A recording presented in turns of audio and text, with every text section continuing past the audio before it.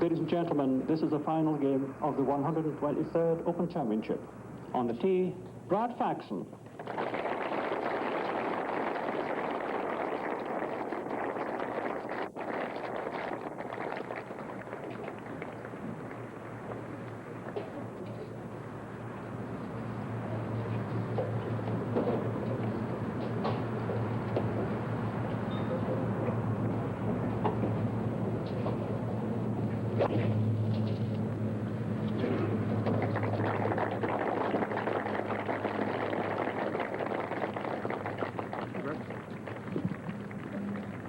On the tee, Fuzzy Sarah.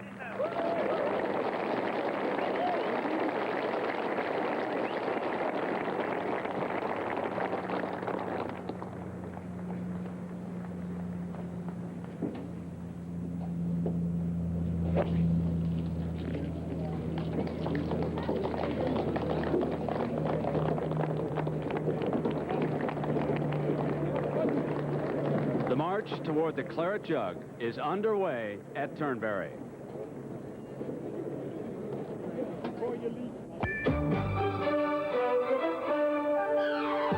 ABC Sports and the Royal and Ancient Golf Club of St. Andrews, Scotland welcome you to the final round of the 123rd British Open Golf Championship. The view here is wonderful, and you can see the rotation of the courses that are used for the British Open. South of the border, there are 3 great venues, including Royal St. George's, where the Norman Conquest was staged a year ago. Then north here in Scotland, where we'll be next year at St. Andrews. Muirfield, also one of the great venues. And just north of here on the Ayrshire coast is Troon. But today, we'll determine the British Open champion at Turnberry. And now the look down from the Turnberry Hotel. Absolutely breathtaking on this final Sunday. And below the bluff sits the handsome Ailsa course, perhaps in the best shape of its life. And those nasty winds which generally blow off the bay have been kind this week. And as the field begins the back nine, that trademark Turnberry lighthouse warns of the perils ahead. And all along the way, the players can gaze out to sea and glimpse the old Ailsa Craig. Wrote poet John Keats, "Hearken thou, craggy ocean pyramid, first with the whales, last with the eagles." And as you swing back across this beautiful golf course,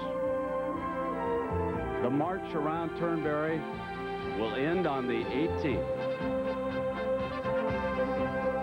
Disappointment for most, but triumphant for one man, the British Open champion. And here's a man who knows the feeling. Nick Faldo, a short time ago, Jack Nicklaus just winding up with a 64.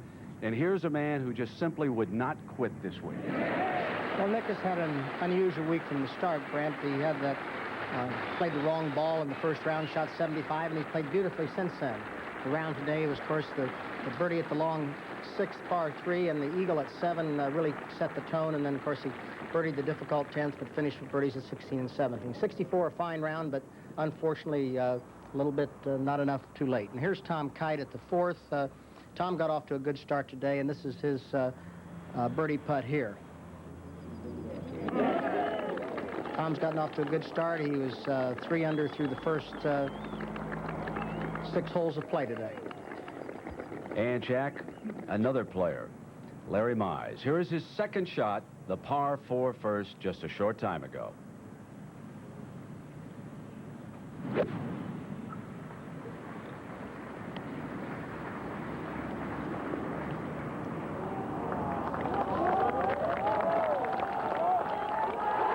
What a way to start the final round of the British Open Championship. Not bad to follow a 64 either.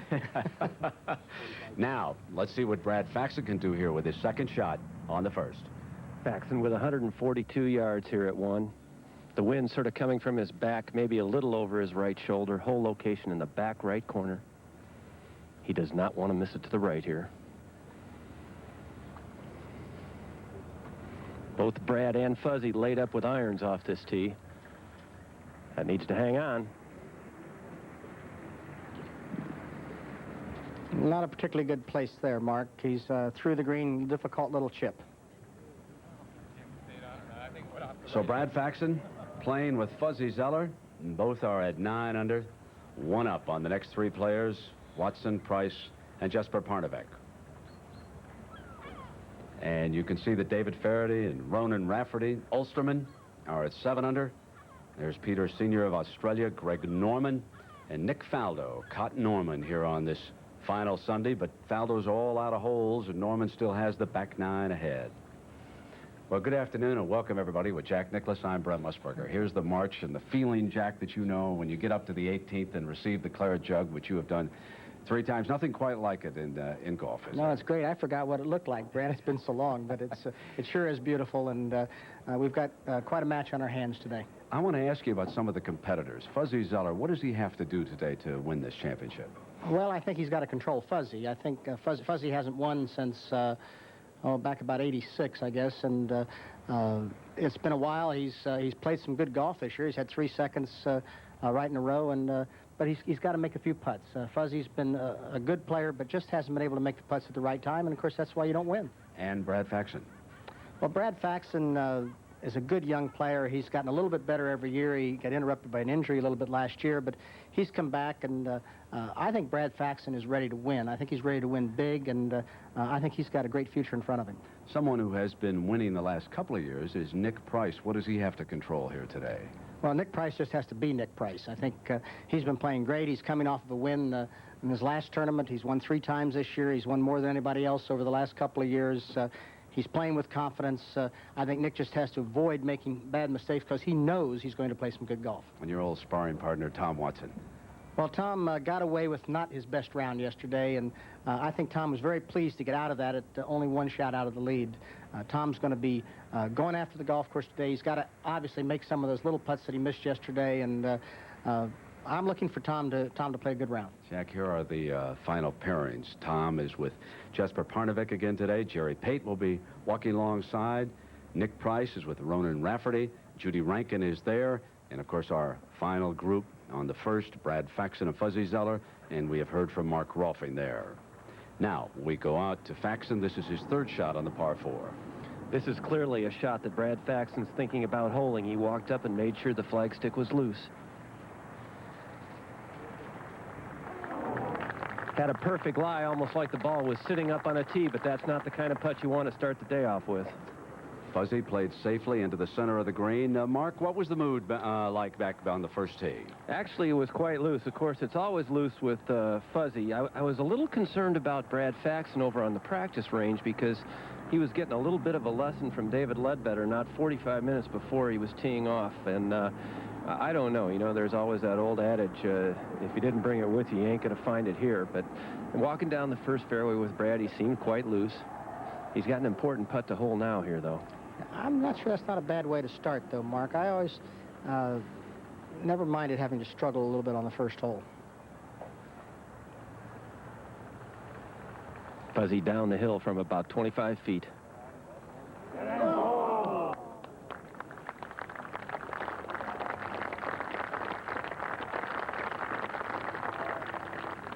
Now, Mize was still another birdie attempt. This is on the 5th hole.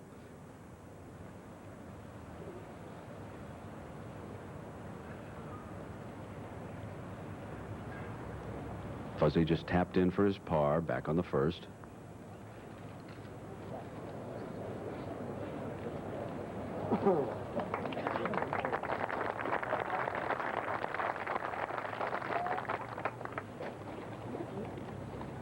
And back to Faxon here at the 1st.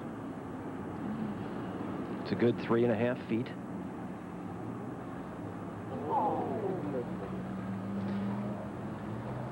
So Faxon slips out of the lead, and Fuzzy Zeller now holds a 1-shot advantage. That's not the way to start. I mean, if Brad would have made that putt, it would have got him off with a little bit of confidence, good little bit of feel with his putter, and now he's got to make something happen beyond this point. So many great moments and things to treasure around here, and we're going to try to show you some of them, and voicing the little vignettes will be our colleague from the BBC, Peter Alice. As you see, Fuzzy Zeller is the leader in the British Open. We tend to think of golf vacation resorts as an American idea, but this magnificent Turnberry hotel was opened for business in 1906 and built specifically with golfers in mind.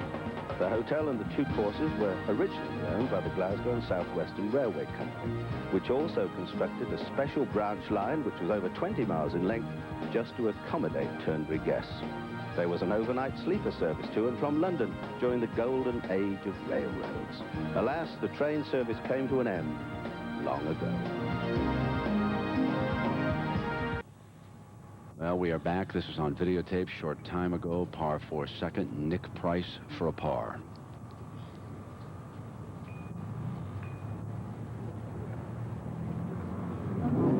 So both Price and Faxon miss here in the early going. Incidentally, that bogey for Brad Faxon back at number 1 was his first in 42 holes here at Turnberry. 6T, Mize.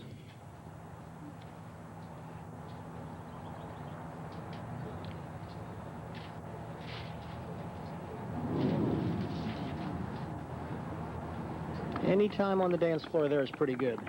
Nice shot. Left himself underneath the hole. He's got a right to left putt coming up the hill.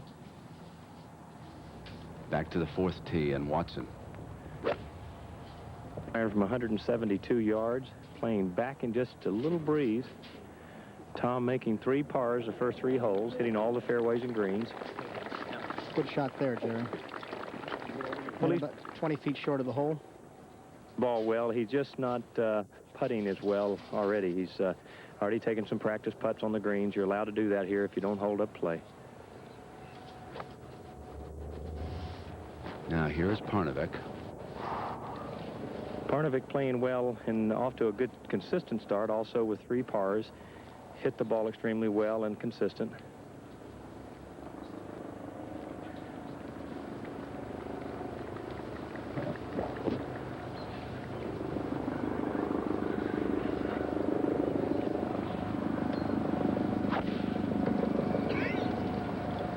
Hitting a hard 6-iron. Taking the ball in high, just to the right, right where you want to be. Second fairway, Fuzzy Zeller.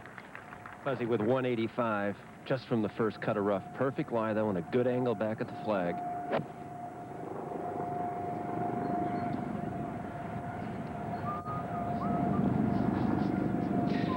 How about that?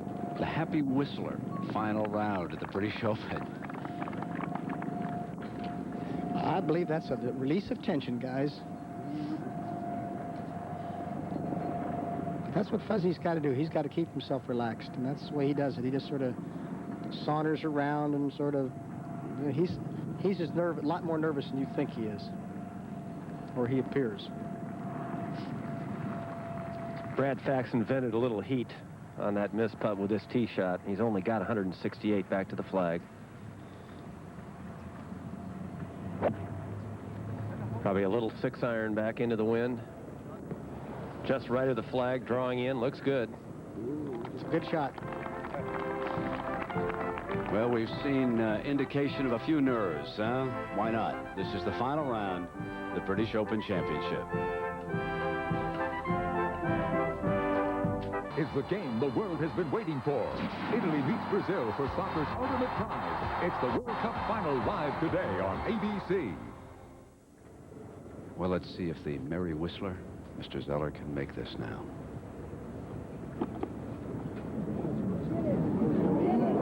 Big start. Wow, look what happened here. The man who needs to make some putts is making it. Fuzzy Great Zeller. putt at the first hole, and he had an even better putt at that hole. And Jackie reaches 10 under par. Are you starting to fancy his chances now? Well, I think we've got a long way to go. I fancy a lot of people's chances. I think of the young fellas that are out here challenging today, Jesper Parnevik, he just is one that nobody's thinking about might win this golf tournament. I think he's going to be tough down the end. Putt breaks a little bit to his left, and he has to keep his speed up.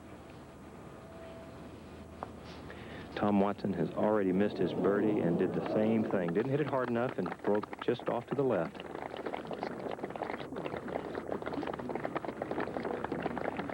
Still, both players a little bit tight thus far with the putter. just not allowing the club to release. Now back to Brad Faxon, and this to get even for the day.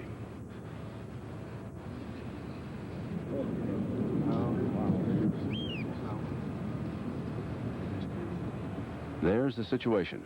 42-year-old Fuzzy Zeller. 10 under par right now. 2 up on Watson, Faxon, Parnevik. There's Ferretti and Rafferty, the Ulsterman, at 7 under. James, senior. Faldo finished for the day with a brilliant 64. Consider might have happened with him if he hadn't played the wrong ball way back when this championship began. Certainly 2 strokes better for sure, huh? Peter Jacobson, 2 under for the championship through 8 today.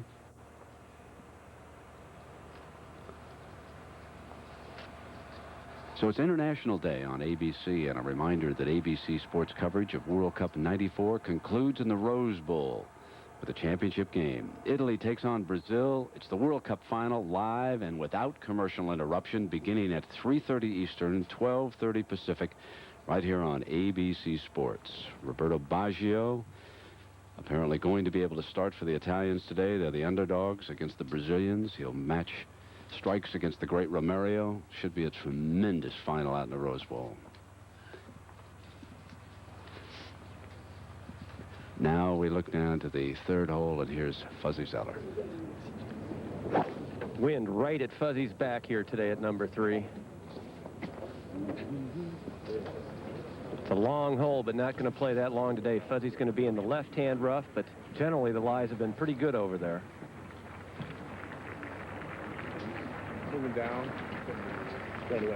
Yeah. Brad Faxon now seems to be just a little out of sync to me. Normally, I think over the past couple of years has been the best putter maybe in America, and has putted the first 2 a little bit quickly, I thought.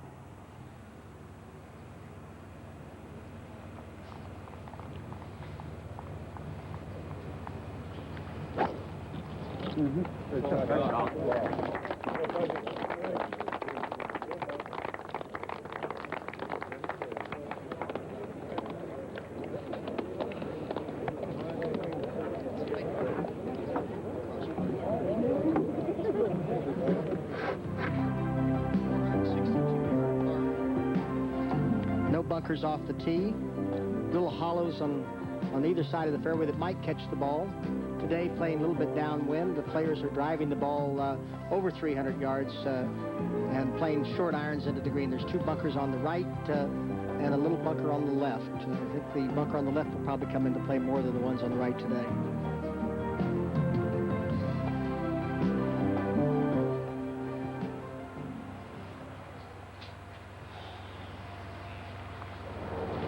Up on the green, here's Ronan Rafferty, who has struggled over the last 18 months, but is enjoying this British Open, and this is for a birdie.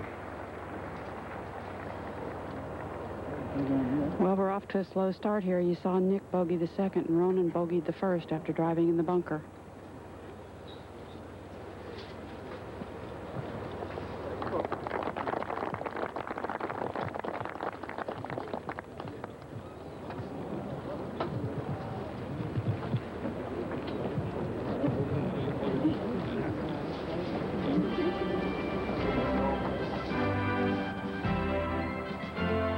Out across the beautiful Turnberry Bay, and we'll be back with more from the British Open Championship after this message and a word from our ABC stations.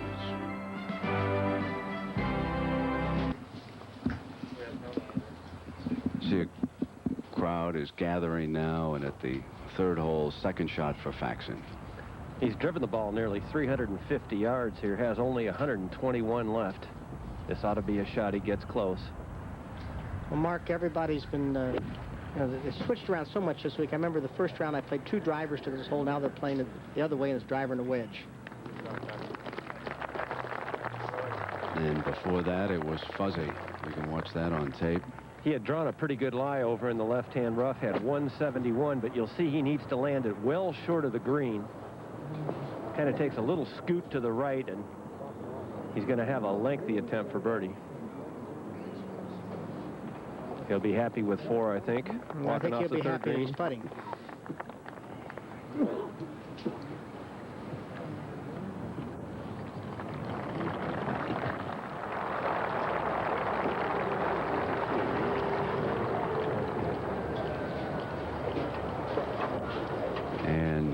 Larry Mize, who got off such a wondrous start, really, by eagling the first hole. This is his third at the par 5 7th.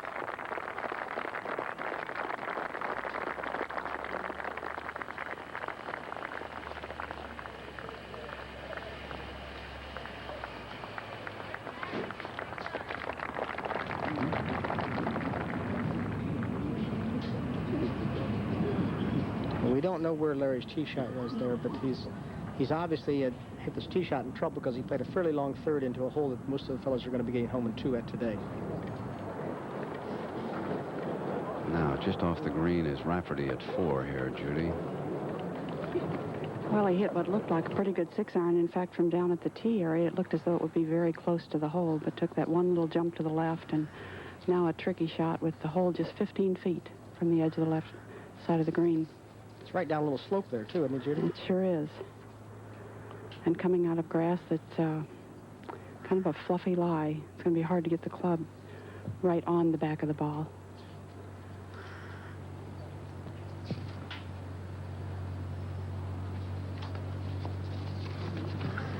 He putted it with a sand wedge. Yeah, he hit it with the leading edge and still left himself a tricky putt. Now Fuzzy here at the 3rd. This is one thing I think Fuzzy's awfully good at, the long approach putts. I think his speed is so great. And again, his speed was great there.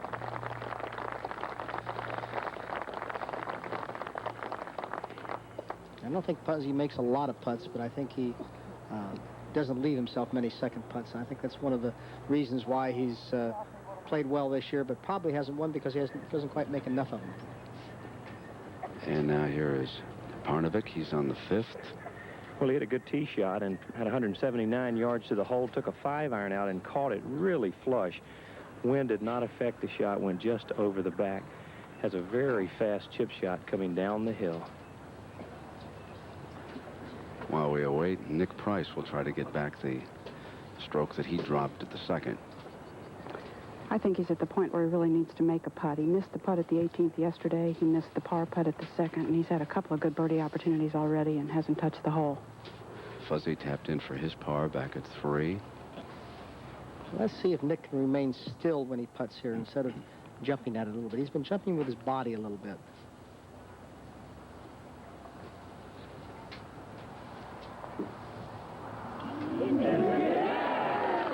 He's still on that one.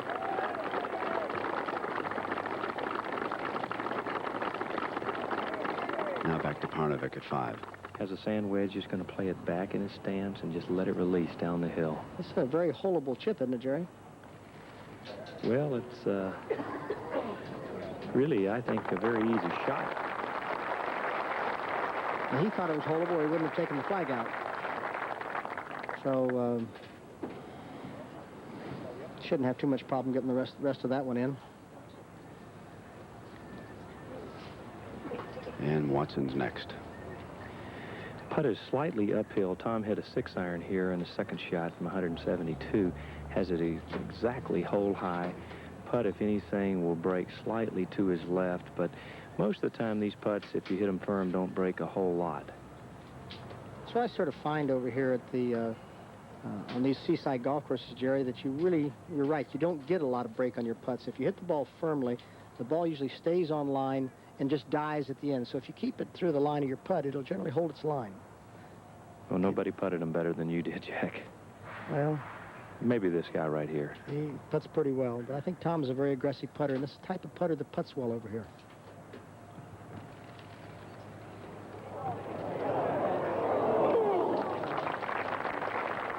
That's not a Watson-like putt. No, it's not a good putt. Not enough speed. Not for Tom. Now Faxon for birdie. He's got to get one of these in pretty quickly. It's about 8 feet. So he's gone through 3 and has lost 1 shot. And now we go back to Mize. This is on videotape. This is the 4th for him on the par 5. Good-looking putt.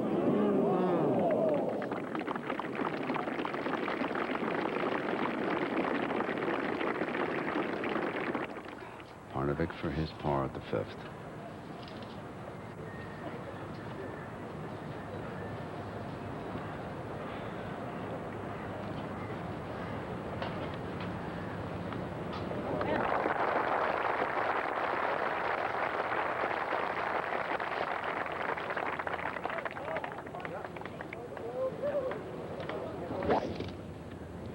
David Ferretti.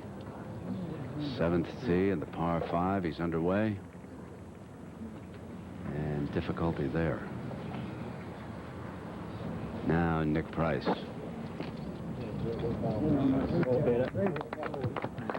He's off the 5th tee. Right down the middle. That's a difficult tee shot.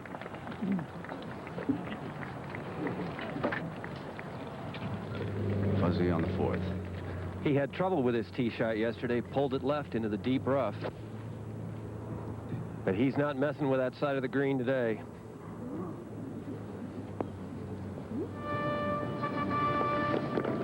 In good shape there, isn't he? Fuzzy Zeller. He's the leader. The British Open at Turnberry. Well, the vast British Open exhibition tent, mostly given over to retailing, has a most unusual attraction, folks. Our BBC cousins have set up an enclosed sound studio and are inviting the public to record golf commentary against BBC golf footage. Billed as a chance to become the next Peter Allis. They charge £5 for the opportunity. 12 under par. For a lap about, I think he's going to try it the other way. And what he wants to do is hit it down the right-hand side and try and draw it back towards the corner of the dog leg. And then if he gets it in the right position, he's got a really good chance of getting his now I second see that somewhere we have near the green. a So we have a fresh customer, sir. For £5, would you step in here, please, and see if you could imitate Mr. Peter Allis? Thank you. Well, I've always worked cheap. So. Well, I work Peter. a lot. I work a lot. Thank you. It's nice to be with you. And what an extraordinary last day this is turning into. We've opened up by seeing people hold their second shots and miss chances and have chances. And there's Parnevik on the 6th. And, well, at this moment you'd have to bet, well, perhaps your mother-in-law, that there'll be a playoff. But you never know. It's a strange game. Mathematically, I suppose you think there's going to be a playoff every week. But here's the man of the moment, Fuzzy Zeller, who's a couple ahead of the field. But still an awful long way to go. Paxton's two-putted. Came up from long range, just right to the hole side, got his par. Actually, Faxon's putt was on the same exact line as Fuzzy, so Fuzzy has a real good look at it.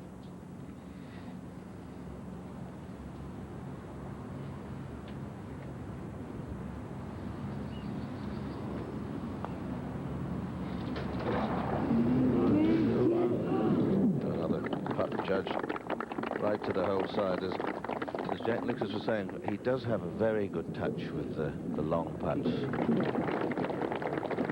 He looks very relaxed. I wonder if he really is inside as relaxed as that. Maybe he is.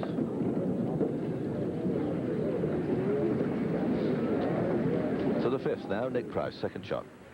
I positioned his drive perfectly. This par 4 played very difficult yesterday, and it does once again. He still has 180 yards back to the hole, and the hole is as deep in the green as they can put it on the left side. It's a very hard 5-iron, or maybe even 4.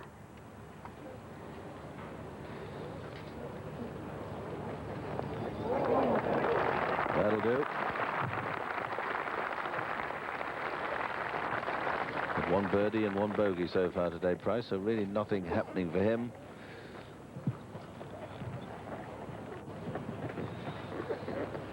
Now the 6th hole, the long short hole, over 220 odd yards. Parnevik's second shot. Lots of trouble here. He has his ball approximately 5 to 6 feet above the hole, shooting downhill, big break from right to left. Hardly any way to stop it. He's taking a sandwich out, going to try to lob the ball just on the slope, hoping for a soft bounce.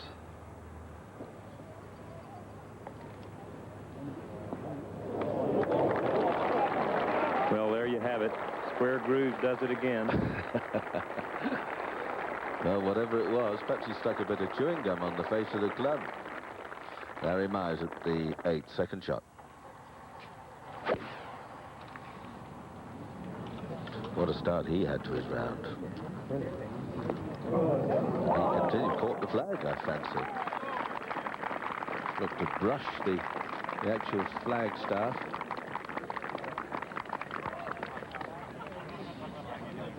behind them. Tom Watson at 6. Shortish putt for a birdie. Hit probably one of the best one-iron shots I've seen in a long time here. 237 yards, ball rolled right over the hole. This ball downhill, breaking left to right. Just going to feed it out there and let gravity take its toll. And it did. Just not keeping his speed up enough. Missed every putt so far on the low side. Fuzzy Zeller, the 5th. Fuzzy has not parred this hole yet in the championship. Made a birdie and 2 bogeys. This ball is going to be in the right rough. Not too bad, though.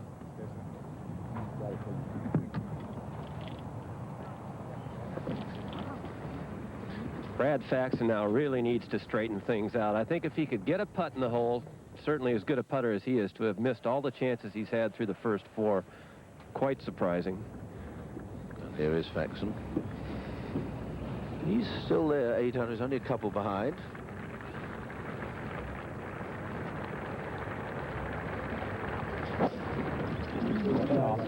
Good-looking tee shot here down the right-hand side, drawing back toward the fairway. To the 6th, Parnevik for his par 3. Right in the middle. So a good chip and a putt there. Watson replaces. The golf goes on, and we'll return with more golf in a moment. The 1977 Open Championship at Turnberry offered an unforgettable duel between Tom Watson and Jack Nicklaus. They played together the last 2 days, and the quality of their golf was quite magnificent. Watson, with a pair of 65s, beat Nicklaus, who shot 65-66 by 1 shot. The preeminence of Watson and Nicklaus was summed up by Hubert Green, who finished 3rd, but 11 strokes behind Watson. Green said, "I won the Everton." Tom Watson at the 7th. Can he birdie it again?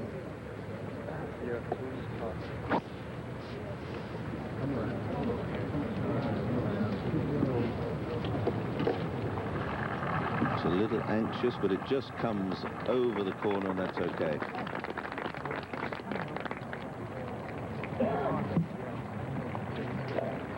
Extraordinary turnaround with the wind in a space of about an hour. It was against the first, and then suddenly it was with at the first, and that's altered things quite considerably. And still, all these players are in with, many of them in with a chance. Just something happens. And things can when we play a course like this. Larry Mize now for a birdie at the 8th.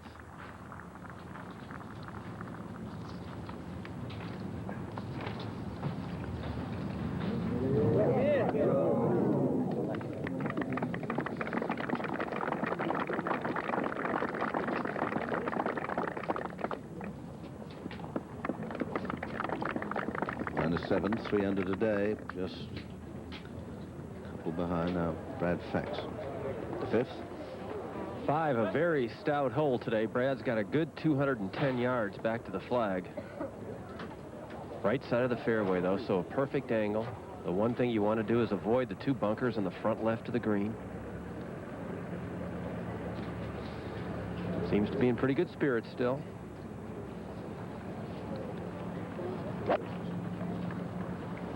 Get out. Get a win.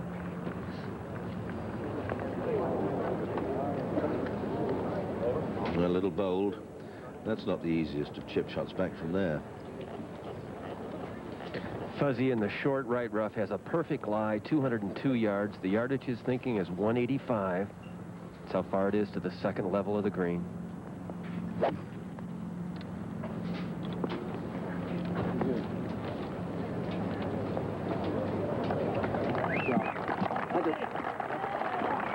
Yeah, safely on.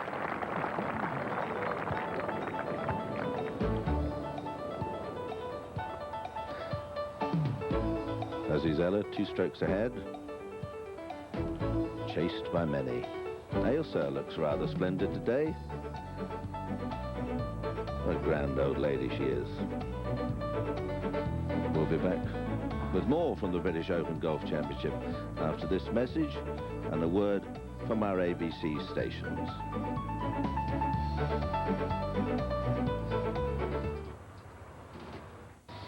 Looking down on the 5th green here at Turnberry, and just through the back of the green, Brad Faxon. This is not a very easy chip shot here for Brad from behind the 5th. He's got a good lie, but he just doesn't know how the ball's going to react before it gets onto the green. I don't think he can fly it all the way up onto the green and stop it.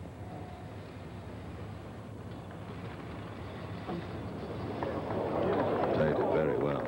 Go on a missable distance.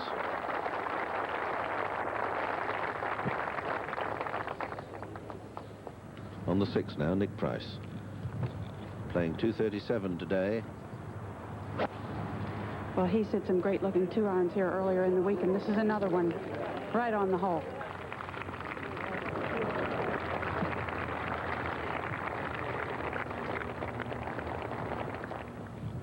Back to the 5th. Zeller from the front of the green. Fuzzy with about 40 feet here. It's an uphill putt, so won't be very speedy. These are the ones that he's been able to judge the pace very well on all week long.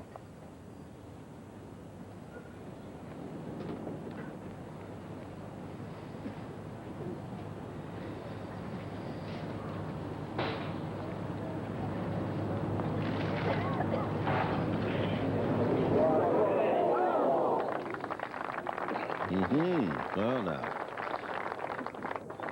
that was very bold.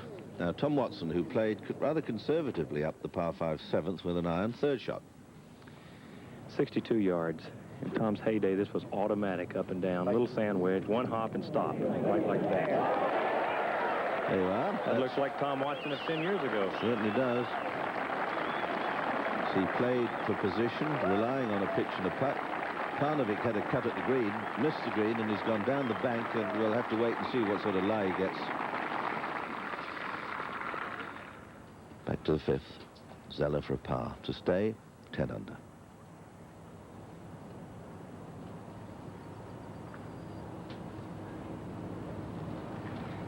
Does it?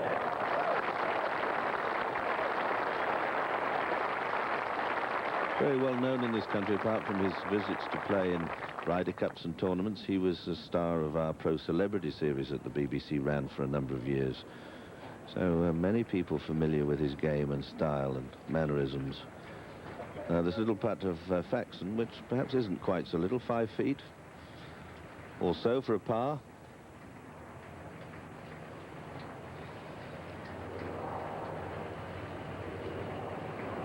Yes. Hard work, but it goes down as a par, and he remains 2 behind Fuzzy. Now the 9th, Larry Mize, 2nd shot. Ooh, stay left. Stay left. He saw it pitch short and stayed up in the bank. The right-hand side of this hole is not the place to be, but it's very difficult to stay on the fairway. Price at the 6th, down the hill for a 2. Very quick putt.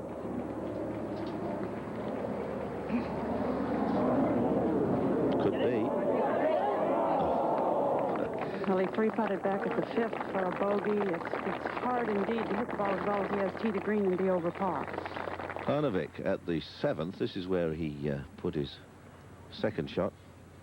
He really didn't play a bad 2nd shot. Hooked it only about 10 yards left to where he wanted it, and ball kicked big to the left. Has about 100 feet up to the hole. Not a very good lie in deep rough. Has to throw it all the way up there with a sand wedge. Release down the hill. Great shot. Great result, that one. It's speeding on down the slope, though.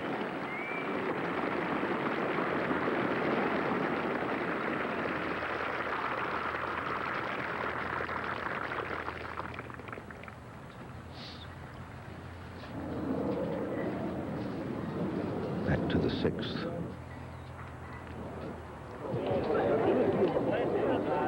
Fuzzy's on it.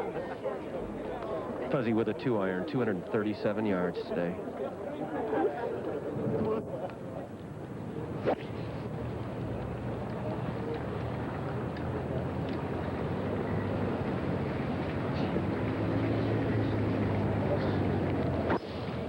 Well, he was a bit unfortunate there, catching the side hill. I thought that might have taken one bounce forward and ended up very close. But anyway, he's on the green. 2 short holes come up in the first 6 holes here at Turnberry. Bring it. See if the golf's a bit slow, you can do a bit of painting and decorating and earn a few bob. Quiet, please. Quiet, please. This is Faxon. I'm intrigued here how he moves his head. He almost looks as if he looks up the fairway before he strikes the ball, which is a very strange mannerism. You may not see it quite so clearly with a long iron as you do with a driver. It's almost as if he glances ahead of the ball before he strikes. He's pulled it well left here. Oh. Middle bunker.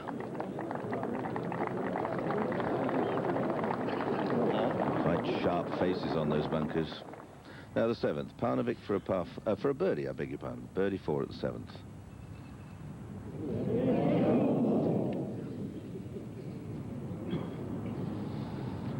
He taps in for a par 5. In fact, it's his head movement that intrigues me. He's a very underrated player, I think. This fellow hits the ball pretty solidly, but and has a very good strike. But he's got to come down now. Let it just run. Now you just watch his head. He's looking at the ball. I don't know whether it just go on a bit, see, you missed it. You weren't paying attention. Here we are. There's Watson, holds it. Were you paying attention? We're going to go back to Mr. Faxon. You can hold these positions when you're young. Now you just watch. Let's see if we can see his head. Just sort of look forward. There. Now it looks as if he's almost looking up the fairway or glancing at the ball out of his right eye. Look how far his left hip is open. And now somewhere in there, the club face just twists over a little bit and he pulls it away into that middle bunker up the left-hand side. Tremendous amount of head movement, up and down, back and through. But a very, as I say, underrated player. Fuzzy Zeller now just 1 ahead of Tom Watson. Greg Norman ripped a 63 out of Turnberry in the 2nd round of the 1986 Open Championship on a wild, windy day when the next best score was 67. In fact, he needed only 2 putts on the 18th green for a British Open Championship record of 62, but he took 3. But that round paved the way for Norman to win the title by 5 strokes. Was played out of the sand. Pretty good shot, too. Now this long putt up the hill for a 2.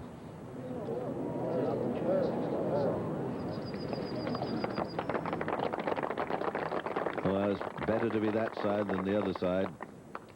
Tom Watson at the 8th.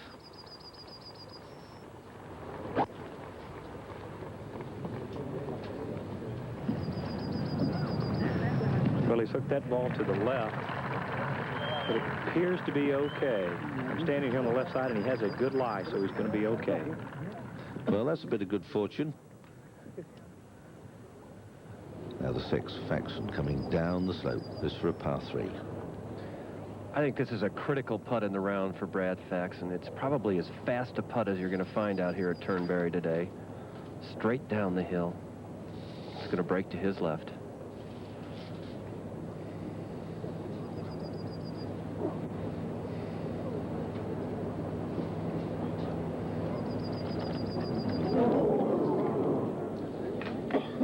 So another one drifts away.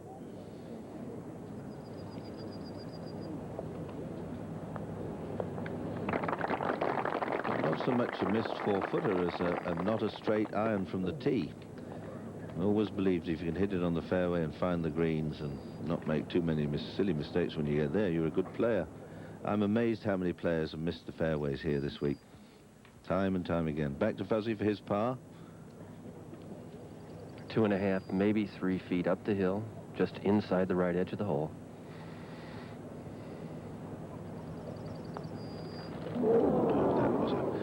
That was an edgy one. That was far too hard. There was no need to aim outside the hole. So perhaps the autumnal nerves are getting a little bit raw, and there's still a long way to go. Now joint leaders, Watson and Zeller. Great names.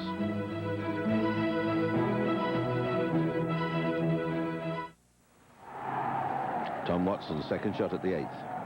186 yards with a 6-iron. Good lie. Ball coming out hot. Yeah, it won't stop. Oh, my goodness. Well, it seemed to stop very quickly. Perhaps it hit somebody's picnic hamper.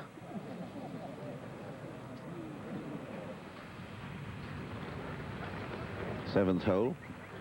Nick Price for a birdie 4, which he gets.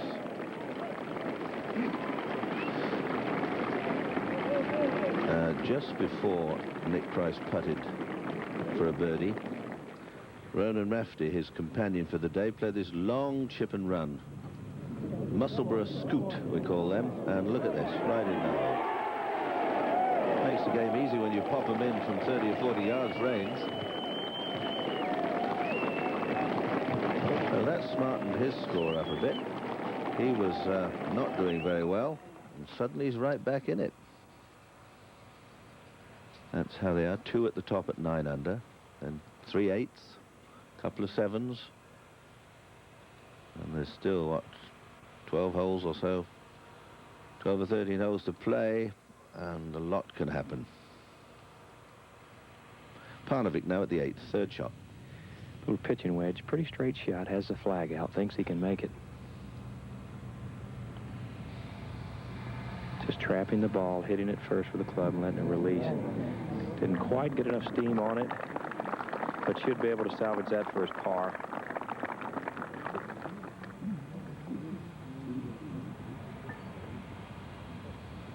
Well, Sweden had a good day yesterday with the football, soccer over in the States. Who knows? Fuzzy Zeller at the 7th, second shot. Might have had a chance to reach the green, I think, but he's going to lay up now.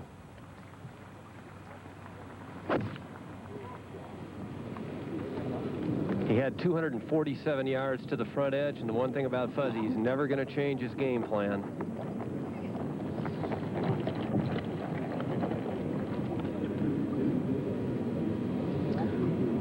Now, ahead, Tom Watson, remember, he went through the back of the green in 2, and he's come back to here. This is for a par. Well, he had no shot on his third. He hit a pitch that was no way to stop it.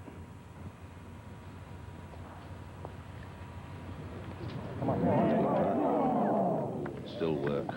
Well, that's the first putt he's hit today with any speed at all, and just grazed the right edge.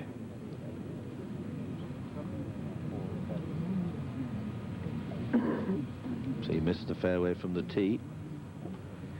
Well, this is a situation that Tom does not want to get into, leaving himself 4-foot putts for pars, or for this one for bogey. This would be disastrous if he misses this one.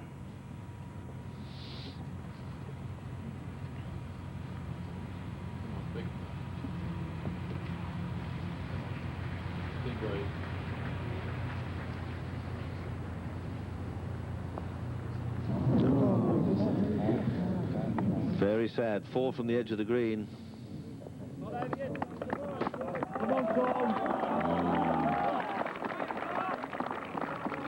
he's been having his problems with that length of putt. Now, yesterday, on the left-hand side, he had putts at the 14th and the 16th, and they were both exactly the same.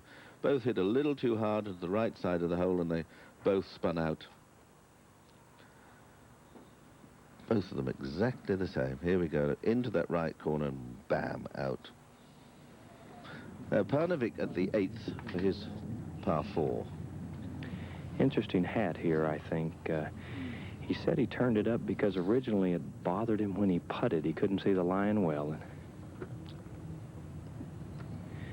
His girlfriend Mia said it also helped him to get a better suntan. Another par. He's parred every hole so far. Stays out here long enough, he's going to get plenty of sun. He could crisp up at the edges.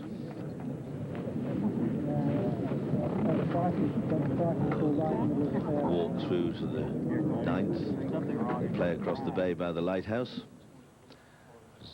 Fuzzy now just 1 ahead. And the field rather going backwards, perhaps in slow motion, but certainly nobody making a great effort. But with the par of 70, it's very difficult to make any big move if you were 5, 6, 7 shots behind, because yesterday we saw what, more than 50% of the field broke par or were in the 60s. So if you take that line, then someone to really make a charge would have to break the course record and do a 60 or a 61, and that is not going to happen. 17th, here's Anders Forsbrand, a Swedish player. This is for an eagle. Is it? Well, he's suddenly crept up onto the leaderboard. He's now 7 under. Forsbrand, who flatters to deceive on more occasions than I can think of. A wonderful strike of the ball, but he really is very, very intense. But he's won a few tournaments on the European Tour. 7th hole now, Faxon's third. Hit a very wild second shot with a fairway wood up onto the hill to the right. Decent lie, 100 yards. Get up. Still a chance for a birdie.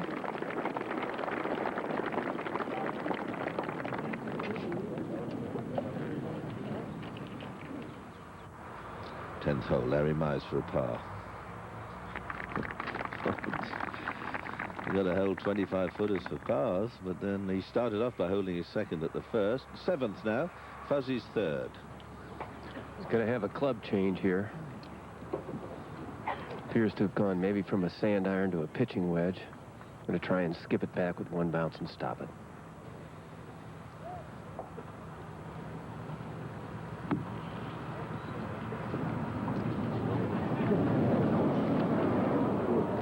Well, you can see he pulled it up a bit too sharply. Watson, before him, had played a much firmer, higher pitch, which finished just a few feet from the hole.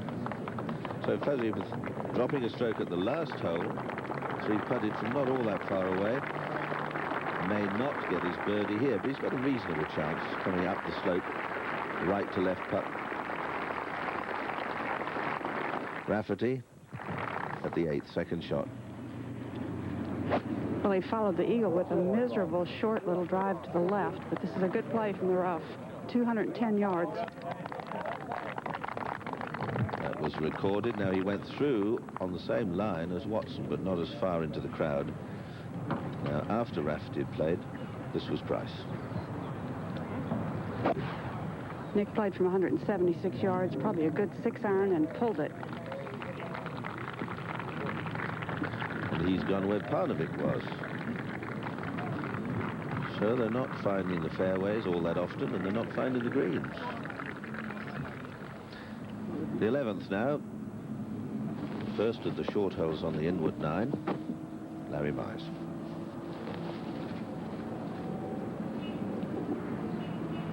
Playing with Colin Montgomery, who's 4 under. Mize 7 under.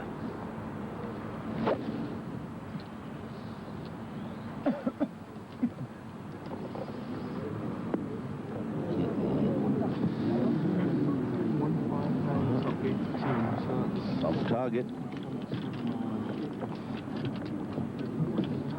Faxon now at the 7th. This for a birdie. Hasn't holed a putt yet today, but maybe after hitting his worst shot of the day here, the second, he'll do it here. Up the hill.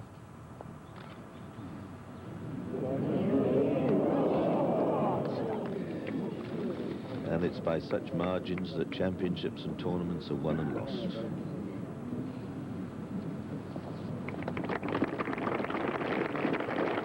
A par. Still 7 under. He doesn't seem to have done anything. He's struggled, but he's still very much in the hunt. Now Fuzzy, after 3-putting the last hole, could do with this. It's been interesting watching Fuzzy walk around here the first 7 holes. I don't believe he's even had a single look at a leaderboard yet. I don't think he has any idea where he stands in the tournament.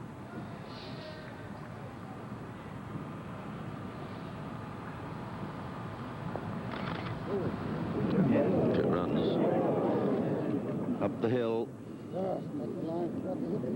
So not a particularly good pitch for his third, and only a par. Now Price at the 8th. Third shot. Well, when you see a player get down behind the ball like that, they're looking at the line closely with the thought that it might be makeable. Played from a pretty nice little lie. Yes, very nicely done. Anders Forsbrand now playing the 18th hole. 7 under. A birdie here would do him no harm.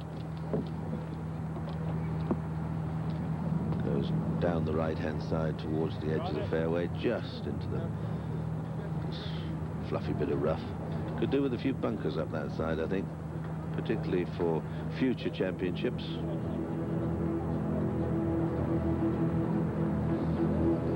Fuzzy now just leads by 1 from Price, Parnevik and Rafferty. Zooming along the beach where few have sunbathed. It's a nice beach. If that was just outside Rio, it would be a cracker. Here we go. We'll be back with more from the British Open Golf Championship after this message and a word from our ABC stations. Well, whilst we were away, Tom Watson drove at the 9th. You see he's well off the fairway and just hit it over the top note for the best. It's a 7-iron from 170 yards. He's pulled it to the left.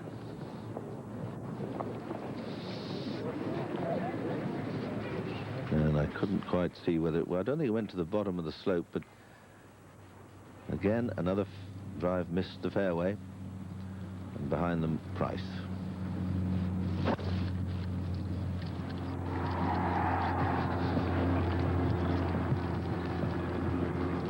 Off the slope. That's a better side to come in from if you get a reasonable lie. Looks to be okay. This 9th hole is a relatively new addition, the back tee. It used to be quite an ordinary short par 4.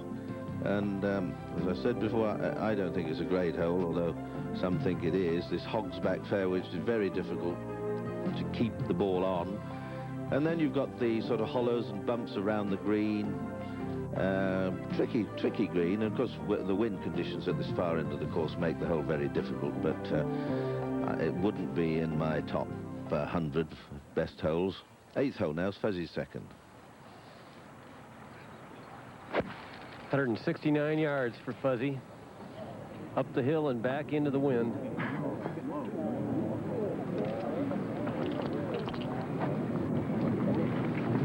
Well, nearly a good one. Not bad there. That should present no great problems for him. Well, whilst that was going on, Watson got down to the green by the 9th, and this was his 3rd shot. Stopped on the bank, as you can see. And he plays those so well as a rule, but not that time. And the machinery looks as if it could do with a little touch of oil at the moment. This is actuality television. Back live, he's played 3. Well, he played the 3rd pitch very quickly. Didn't take much time, just walked up and tried to lob it up on the hill and let it roll down. Didn't quite get it.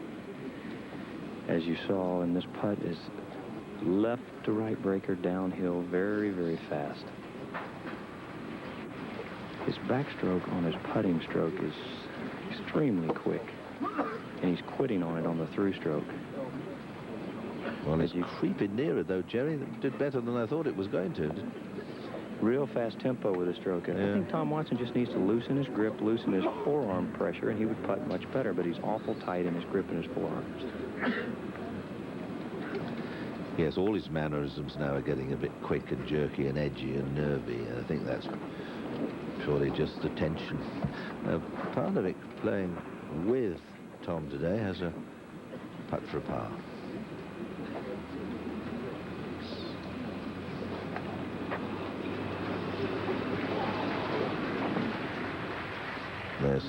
There's the leaderboard for you with today's scores on the right. Fuzzy even today so far. David Fairty 1 under after 8. Watson 1 after 1 over. Soon to be more than that. Now Parnevik for a par. He's had a par at every hole so far.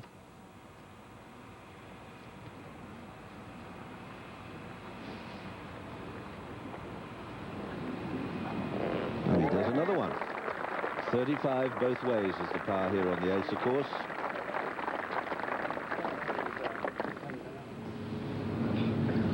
Ferty at the 11th. Got a birdie at the 10th. He's keeping going very well.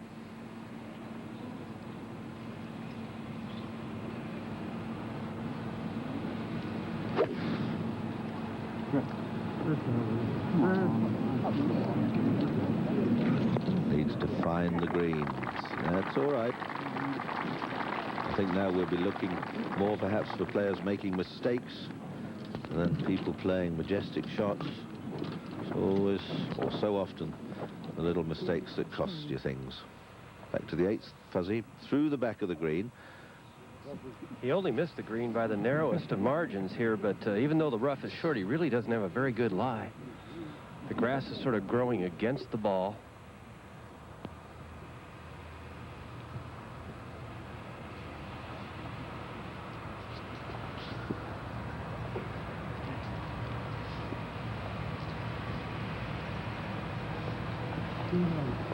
Good shot.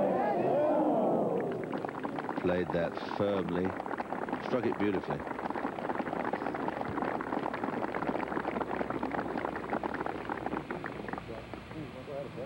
Well, we'll go up to the 18th, Forsbrand, Anders Forsbrand, this for a birdie.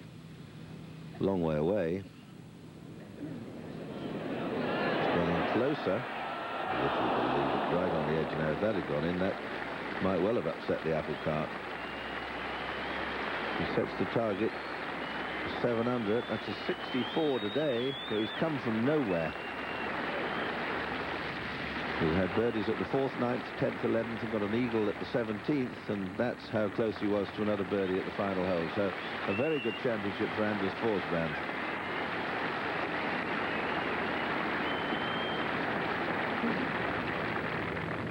Got better every round. Watson at the 9th. This for a bogey.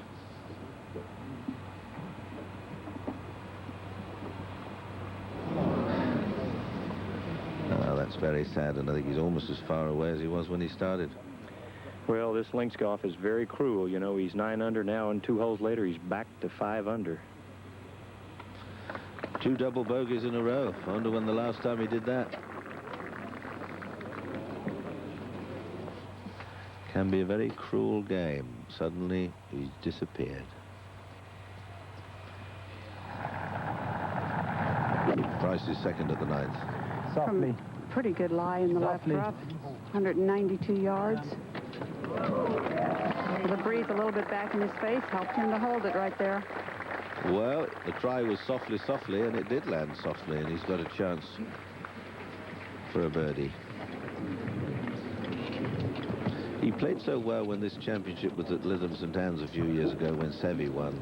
2 ahead with a round to go and did a 68 and didn't win the championship. Seve had a 65. This is the 11th, but quickly to Larry Mize. Second shot at the 12th.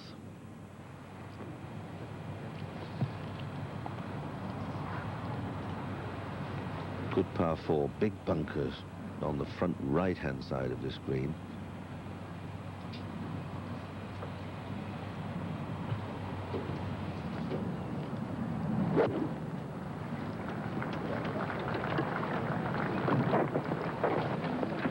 He sails over the top and a beautiful shot to the back of the green.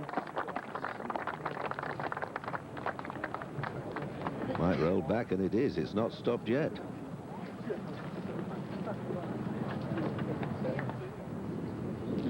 And down there by the seashore, Fuzzy.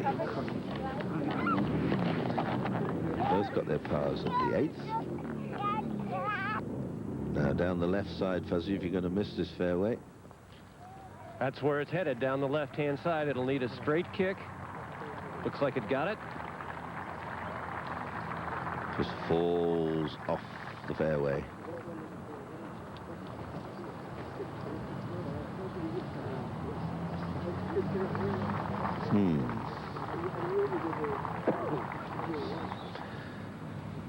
Now the 11th hole, David Ferty. It's been going along very nicely.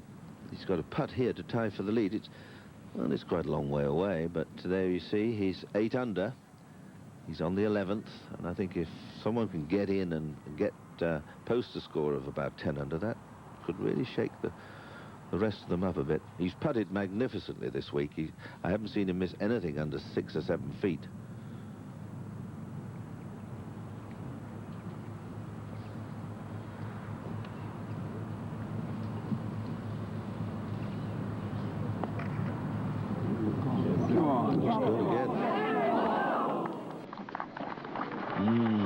Well, 30, who knows? The luck of the Irish may be with him. Fuzzy leads, though, as they go into the last 9. During both World War I and World War II, the Turnberry Hotel was turned over to the RAF. In the First World War, when aircraft were still relatively light, the golf courses held up nicely. But when the big bombers of World War II came along, they required concrete runways. And that's what many of the fairways became. The Ailsa course at Turnberry was completely redone after the war by the Scottish architect Mackenzie Ross and wasn't reopened for play until 1951.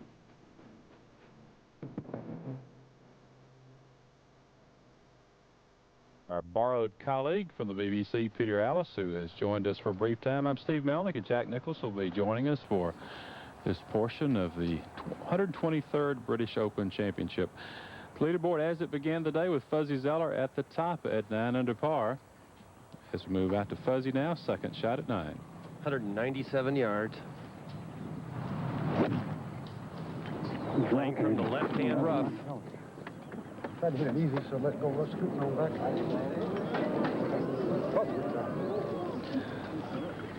Drive it in the rough. You're going to work to hit greens in regulation. And now Nick Price for birdie. This was moments ago at the 9th.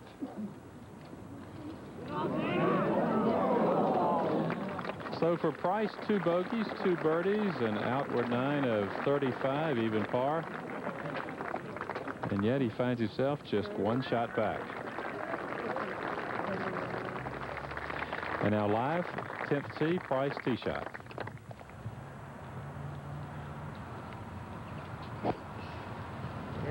Isn't it amazing what you see happens the last round of an Open Championship? Yesterday we saw nothing but birdies. We saw move day. Everybody's moving. And you get back to the last round, and I've seen this happen so many times for so many years, they just back up. Faxon, second shot at 9. Brad with 192 yards. This one is right at it. Just have to wait for that one guy to just get a little bit out of it.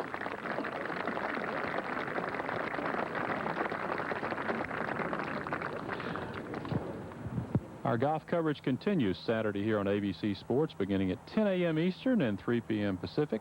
The sports legends take aim at this country's national championship in the Senior British Open. And later, it's back to the States as we begin live weekend coverage of the U.S. Women's Open at 2 p.m. Eastern, 11 a.m. Pacific, all Saturday here on ABC Sports. Jack Nicklaus, you rather fancy Mr. Parnevik's chances, and I've got to ask the ultimate question, why? Well, you know, I've seen so many of the older guys who have just sort of played, and they just haven't made any moves, Steve. And this young fella here, he doesn't seem to be a back-off guy. He seems to be aggressive, and I don't know whether he's had enough experience to know that you're supposed to back off. And I just like the way he played, and I don't know whether he'll get there or not, but I like the way he's playing. He's made 9 pars to this point. He saved a couple of par putts. He hasn't got the ball close to the hole yet, but if he does, I think he'll probably make them. And it's somewhat misleading, the 9 pars. He's gotten it up and down 4 times to save par. Which is what I think is much to his credit and advantage, because now he's got the feel of the putter where somebody else, the other fellas aren't having the feel of the putter. They're sitting on the green and 2-putting. Well, he played a very smart second shot here, had 181, took a 6-iron, didn't want to be long here, and kept it short of the hole, and that's what you want to do. The surprise, perhaps, of this final round, Larry Mize, who has typically not played well in British Open conditions, as Mr. Mize has dropped a shot back at the 12th, but he is 6 under and just 3 back. Fuzzy, it's 3rd at 9. He's got only a fair lie back here on the hill. It's going to be a very fast chip once it gets onto the green. Once again, failing to find the fairway. Of course, this tee shot at 9, a real tough one, and the wind is actually turned right now. Jack Nicklaus, this is one I haven't seen this week. It's dead into the players at 9, so it'll be into their face at 10 also. What's happening on the golf course, Mark? We're not seeing it up here. You should be able to see it out there. Why are they're missing the fairways? Why are they missing the greens? I mean, what is it? Has the course got faster or what? It's certainly playing very firm, but I actually think this little turn of the wind has caught the players off guard. Well, something has. That's for sure.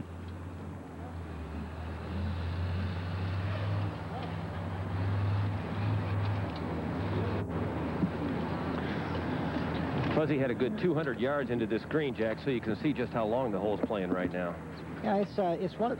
When you get this kind of a golf course that is not a particularly difficult golf course to make birdies on, and you get down to the last round, all of a sudden, it's a matter of making putts. And you don't make as many putts under the pressure of the last round. Looks like that's what's happening. That's Faherty's second shot after finding the right-hand rough, and pretty good recovery here. It's very difficult par 4, but today playing downwind.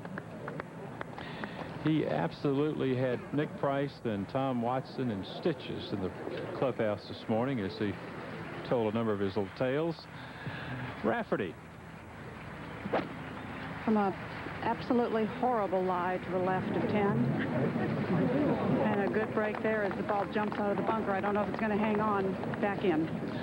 Well, typically, Judy, that cross bunker not even in play.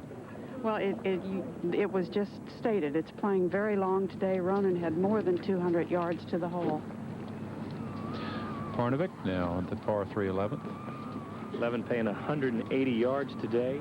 Wind a little different today. I think that's one of the reasons Mark Rolfing mentioned the wind is really out of the northeast today. We haven't seen that all week. Parnevik with a 5-iron, flagstick cut on the back right.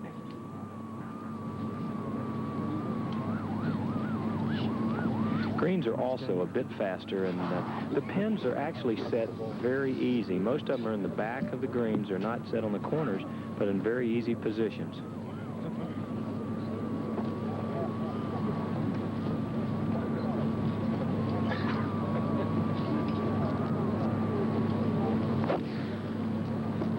Really like the way this young man swings at it. Puts the club in perfect plane at the top of his backswing. He's going to hit a lot of golf shots straight and solid at the hole.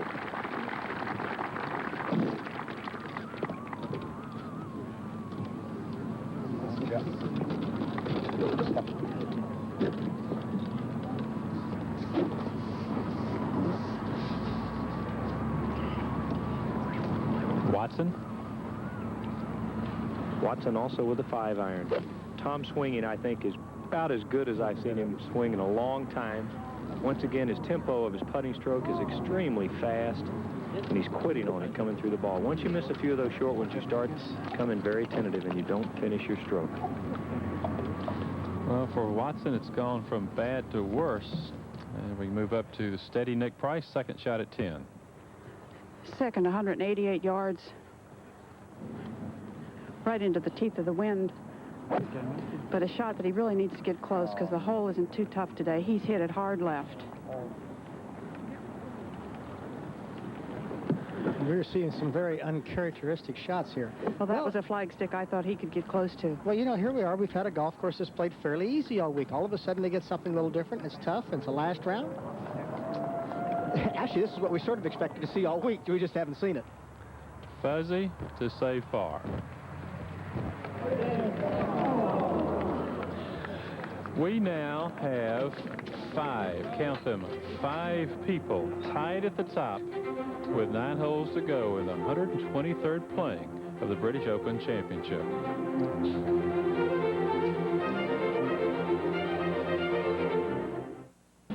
That's the third of Nick Price at the par 4 10th. And it was an excellent shot from a very tight lie. He had to try to bump and run it like that. Well, Judy, there are currently 12 golfers within 3 strokes of the lead with less than 9 holes to play. And now Parnevik for birdie at 11. Right edge uphill. Just needs to get the speed. And does.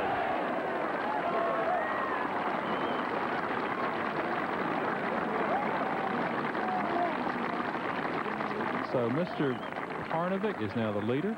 of the British Open. Yes, he is. Mr. Flaherty hanging tough. He's just one out of the lead. They will be celebrating in Dublin tonight, should he finish out at the end.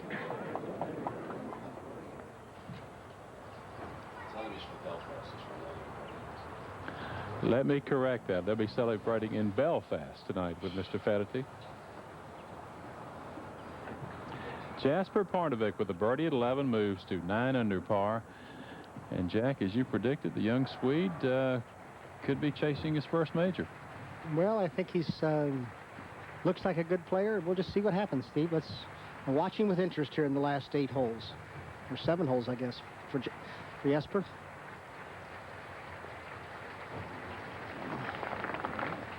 Now Price with this longish putt for par at 10. The hole sits on just a little hill. It can't be dying if it gets to the hole, and it wasn't. Good firm putt. Big putt, big save, big boost for Price at this juncture. It's the first time he's gotten anything happening today. It's, you know what kind of player he is. He knows he can play. He knows he's going to make some putts.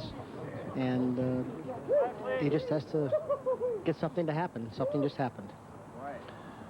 There you see his kind of uneven card going out. Bogeys at 2 and 5, birdies at 4 and 7. Our leader now at 12. I think this is a critical tee shot for Parnevik. Lots of trouble here if he misses the fairway. 3 wood in his hand, wasn't it, Jerry? Yes, sir. Needs to fit it in past the first 2 bunkers and short of the second. Excuse me, the third. Like that.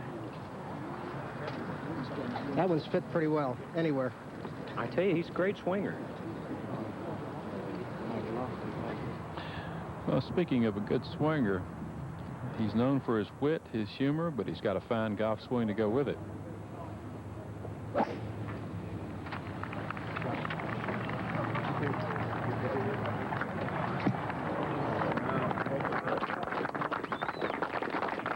Nicely done.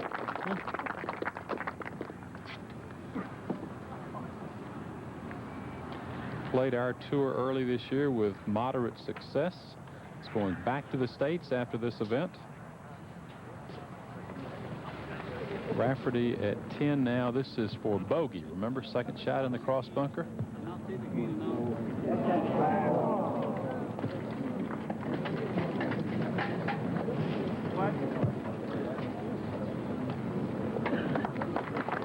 So the double fells Rafferty as the 2 doubles did Watson moments ago. Something that we didn't expect to see at this juncture. Jesper Parnevik at 9 under par, our leader. After a terrific birdie at 11, takes the lead.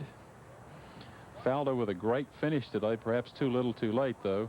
A round of 64, 5 under par for the championship. Watson very much in control until the 2 double bogeys, and he's dropped back to 5 under par. Jack, is it a case of nerves today? Steve, I suppose you probably must contribute to that. I think that Tom's been under perfect control all week. I think he's probably gotten a little too aggressive. And we talked about it earlier, where I felt like Watson has a tendency when he gets nervous to try to be more aggressive. And a lot of times when a fella gets more aggressive, he's more susceptible to mistakes. And I think that's been Tom's problem. A lot of times he's played himself out of it and been good, but I think this has been Tom's problem right here, and I think it's been his problem of late. A lot of times I've always felt when he got a problem like that, he'd back off a little bit. Here we got Nick Price at 11. It's 180 today. The crosswind hurts the ball just a little. 5-iron should be a perfect club. Well, Price looks like he's back in his rhythm. Brad Faxon, wayward tee shot at 10. He's got an absolutely terrible lie here at 10. His problem is the same cross bunker that Ronan Rafferty found just a moment ago. He's got 210 yards to the green. I really don't think he can hit it that far out of this lie.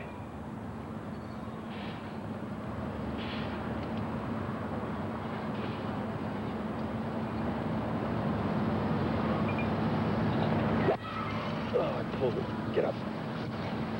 Get up, bounce hard.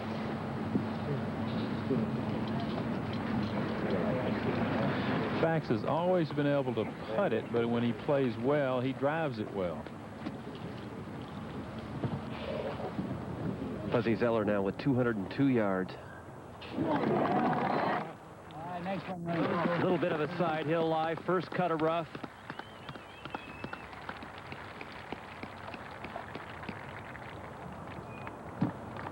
Good safe shot, 25, maybe 30 feet short and left.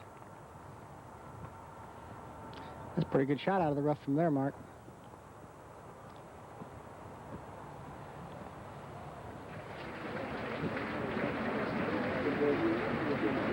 Up ahead, Parnevik, second shot at the 12th. 179 yards right out of the middle of the fairway. Not more than a 7-iron, wind at his back. Knows he can carry it somewhere between 165 and 70. The ball will take a big bounce here on these greens, especially downwind. Here's the one weakness that I think Jesper has. I think that he gets in this position, he wants to hit it harder and harder and harder. And I don't know whether he's got the 7 or not, but he may even have an 8-iron in his hand, Jerry.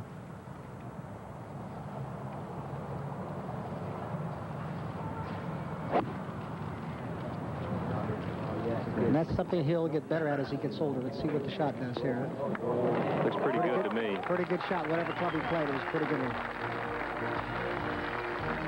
As the young Swede holds the thinnest of leads, we'll be back with more for the British Open Golf Championship after this message and a word from our ABC stations. It's the Northern Irishman. Second shot at 13. Push-up green, Jack. Yeah, this is different than any other green on the golf course, Steve. I don't understand what they did here or why they did it. I guess they just wanted some variety, but it doesn't fit with anything else on the golf course. And even though it's a nice hole, it just doesn't fit. Price now for birdie at 11. Well, let's see here. Let's see if Mr. Price has got his rhythm back.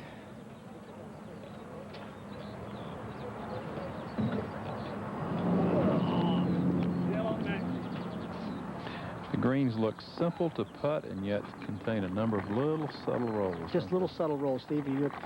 I mean, I keep talking about putts I made earlier this week were funny. Fuzzy Zeller now for birdie at 10. You'd end up looking at it. I'd ask my son Steve, who's caddying for me, hey, what do you think? He said, I think it breaks right. I said, well, I think it breaks left. Let's just play it straight. So I played straight, pull it, and it would break the other way. And now Ernie Els, a young South African who captured the game's attention with that terrific win at Oakmont in the playoff with Lauren Roberts and Colin Montgomery, has this for birdie at the home hole.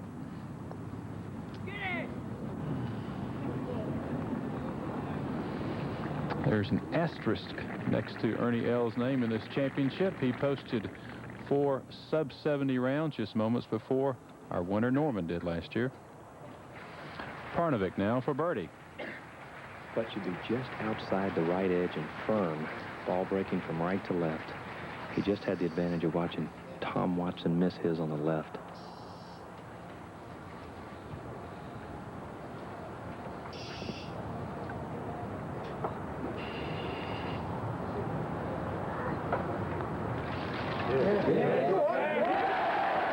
Young nerves, that'll do it every time. Well, youth is being served in major championships. We just showed you Ernie Els at 18. Can it also be Mr. Parnevik's turn? Now David Fetty gets down behind it, aims his left elbow, kind of pushes it with his right arm. That reminds me of somebody. You. Yeah, I know. Pretty good way to putt.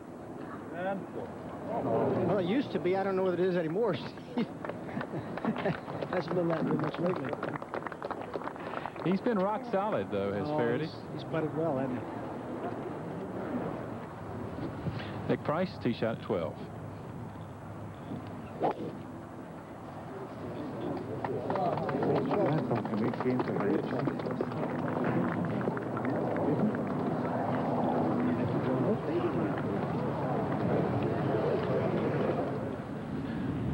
Greg Norman, this for bogey at 18. A few stumbles along the way. The burn at 16 got Norman. And yet a good 72-hole score for our defending champion. Obviously a disappointment. It was a pretty good pairing today, wasn't it? Ernie Els and Greg Norman. And with it, a large following of golf fans. I guess. That would have been a group to watch. A lot of length in that group. A lot of length.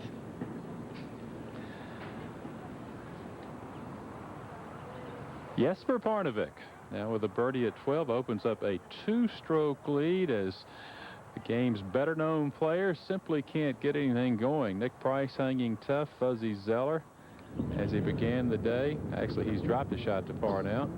So go out to 13 and our leader. 13, par 4, 411, wind left to right, hole dog legs left to right. Don't need to hit a driver off this hole today. Just take a 3-wood and carve it down the left side.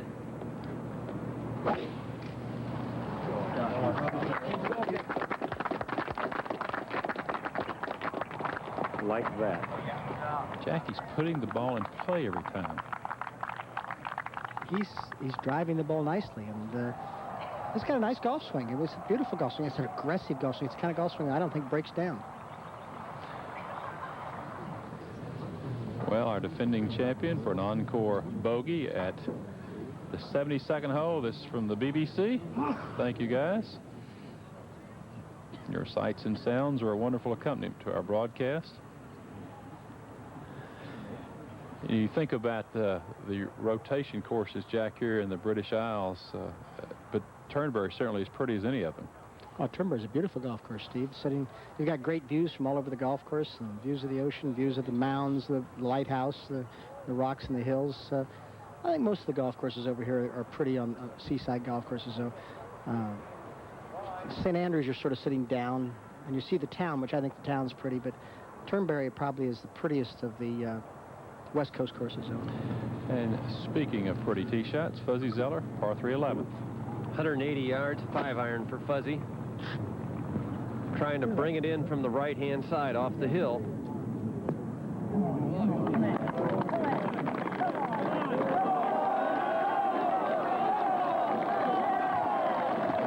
That should do nicely. Man who plays... Zeller can handle that. I think Fuzzy plays the game with all the excitement of a man on his way to a yogurt shop. Parnevik with the lead. Man who came to the stakes this year to play. Currently enjoys a 2-stroke lead. Welcome back to the 123rd British Open. The storyline is that today we began with such great hope for the United States golfers, but now as you look at the leaderboard, the international stars are starting to sparkle. Here's the Swede. For example, here's Nick Price. This is on videotape. Second shot at the 12th. It's 175 yards. The breeze just from the right, an easy 7-iron. And Price, 2 back of Parnevik. He's left himself with the same putt that Parnevik just made, and not a very difficult putt. Now the second for our Swedish leader.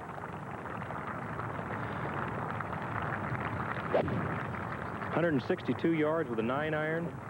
Taking it in nice and high downwind. This ball is going to be close. Well, he's gotten himself on a streak, Jerry. That's what I said yesterday. I felt like this kid was a streak player. He made those putts at the front nine. Now he's carrying it on. Well, he's swinging at it like he's on the driving range. Very repetitious. Yeah, he swings very well. Can you imagine all the hats with the Bills turned up next week if he wins? Especially in Stockholm, eh? Especially in Stockholm. There's the situation now as many of the fellows have finished up here at Turnberry with their 4 rounds. B.J. Singh coming through just a short time ago, winding up 3 under for the championship. And Jesper Parnevik, our leader, played 2 rounds with Jack Nicklaus here in this championship. And Jack, you certainly came away impressed as we watched David Faraday, who is 2 out of the lead. This is at the 14th, his second. That's a tough pin position at 14 today. There's sort of a ridge there that you play up to, and it's very difficult to get it close. It's just a small plateau in the back right of that green. And Nicky's got a putt here that's going to go a little bit right to left, and it's uphill. It's the same putt that Jesper had. Let's see if Nick is going to regain that putting stroke to make that challenge. I think he's the most logical one.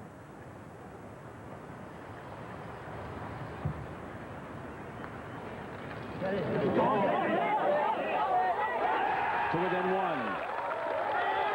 Nick Price, who saved par back at the 10th hole, now birdies to move to within 1 of Jesper Parnevik.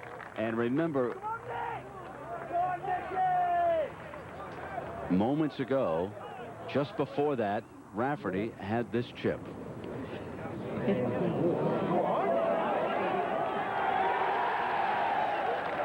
Finally, Jack, some big things starting to happen here.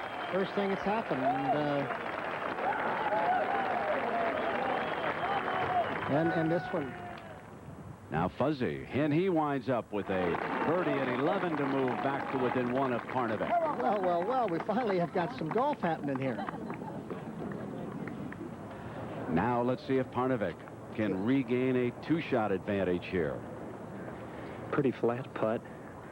Breeze, just a little bit of a factor from his left. Left center putt, isn't it, Jerry? Yeah, if anything, it'll slide a little to his right. I do like, though, the young nerves at this point.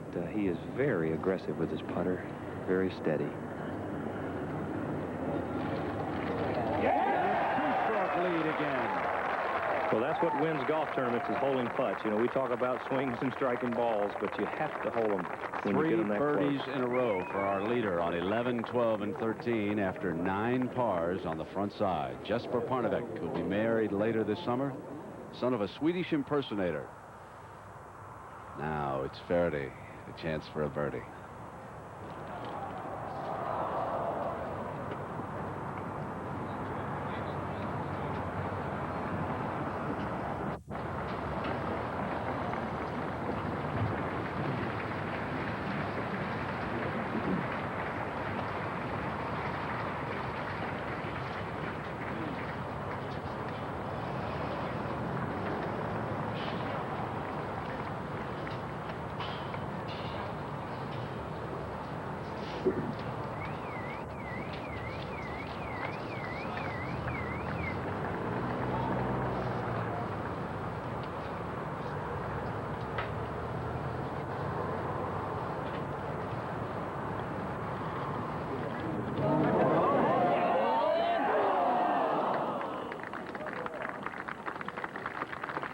Pretty good run there.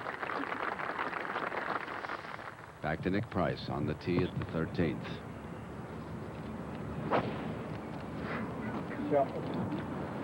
Now we go to Parnevik, our leader. He's on the tee at 14.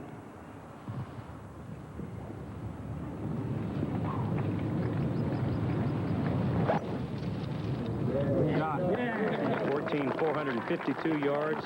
Wind at the player's right. Big tee shot. Big tee shot right down the center of the fairway. You think he's pumped up, Jerry? Look, that's on the upslope. I'm telling you, he is really pumped up. Fuzzy at the 12th.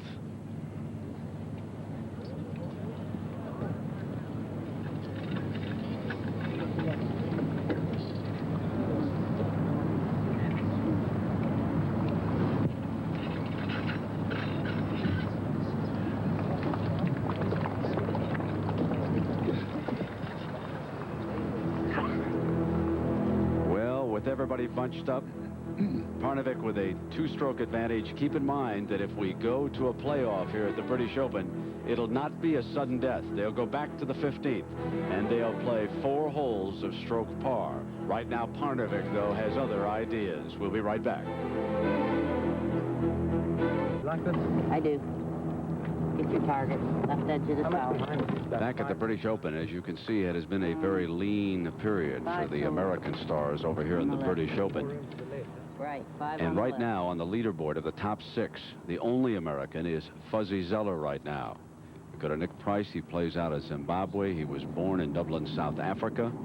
And right now he stands 2 back of our leader, Jesper Parnevik of Sweden. Well, this second measures 180 yards, but play a lot shorter than that. Down. When the wind got right up under that ball. He couldn't have hit more than a 7-iron.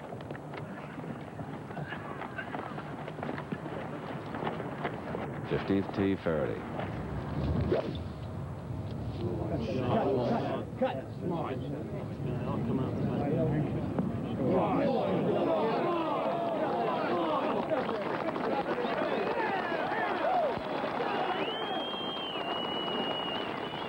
our leader at 14. 8-iron from 169. This is the point where he does not need to get carried away and hang it to the right. Just keep it to the fat part of the green. Well, the wind kind of knocked the ball down, left himself a long putt. And that putt goes up that hill and then sort of slips away to the right there, Jerry. Second shot for Fuzzy at 12. 149 yards. Wind right at his back.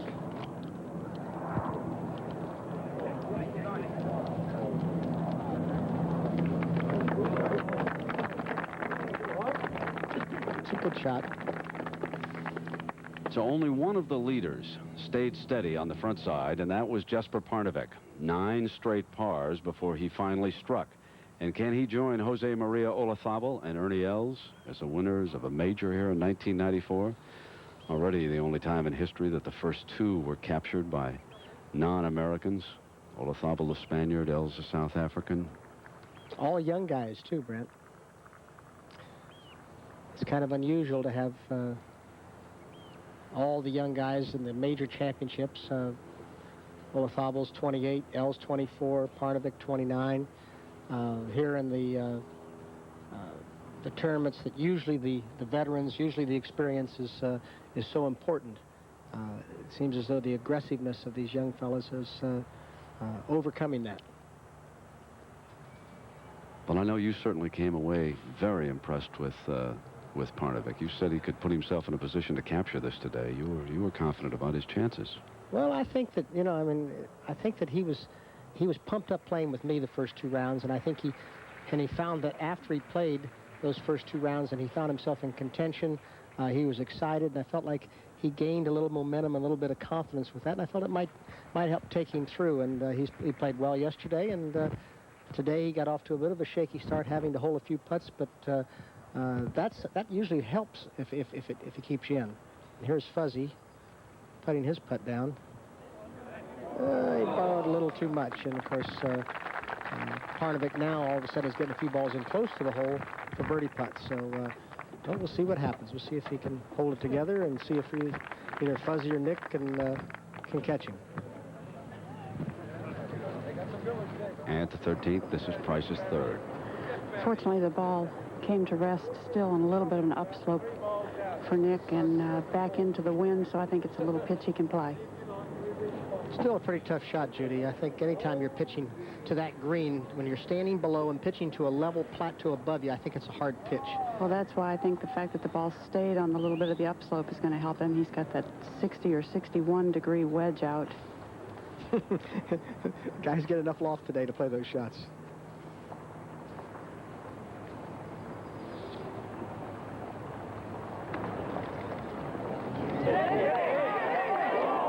Played very well. He saved par back at the 10th. He'll have to do it again. And now Parnevik, long birdie putt. Well, there's an army of photographers standing just past him. Really, they look like they're getting ready to shoot him dead. Must be 50 or 60 of them out here moving around. I think he lost his concentration here just a little bit. Good gracious. And they're all so close, and not a single one of them need a telescopic lens. They all have original shots, too. You know that. But he did. He played a 9-iron here from 169 yards and really hit the wrong club. Jack, you said earlier he had to be careful not to try to overpower this golf course. It was obviously a club and a half short. That's, here we are, have Tom Kite. He's at 17, Jack. This is for birdie.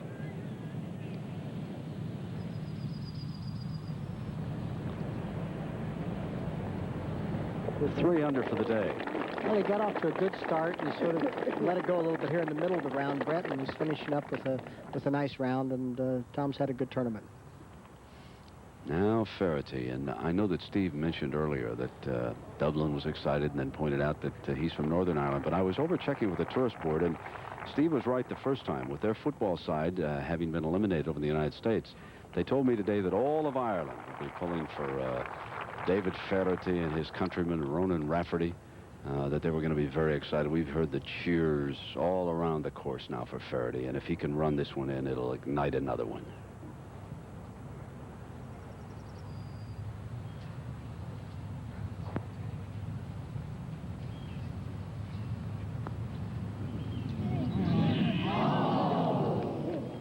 hit a couple of good putts the last 2 holes, but just not quite good enough.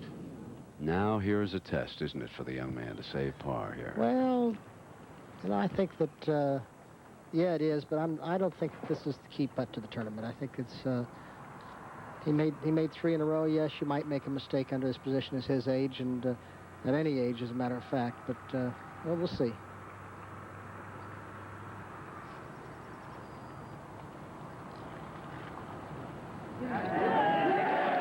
Nerveless. Well, he's had to do it on the first 9, and he's doing it again.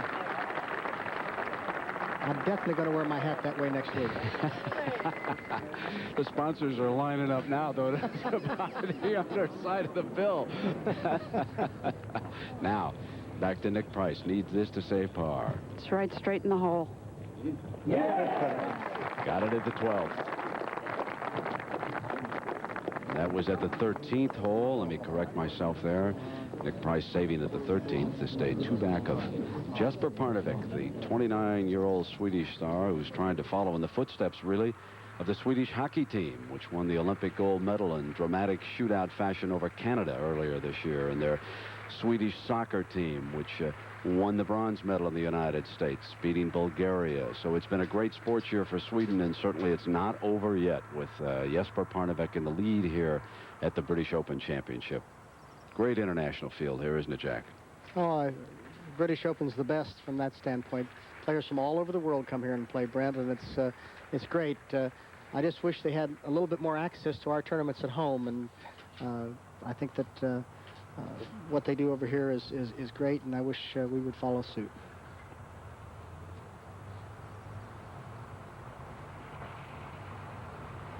I noticed that at the U.S. Open this year, they opened more access to European players, and I thought that was great.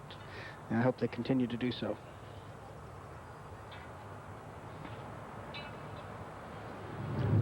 Price is on the tee at the 14th. He didn't take a very hard cut at that. You know, gentlemen, you're right. They love their own here, but they love all the golfers here. There have been a lot of cheers for Nicky today. Oh, yeah, I think the people over here are the best golf galleries in the world from the standpoint of rooting for everybody to play well, Judy. I think that's why I think most of us have come over here and played so many times, because we love it and because they love to see us come and play. Parnevik. 15, playing 217, little left to right wind with a 5-iron. Flagstick back today. Excuse me.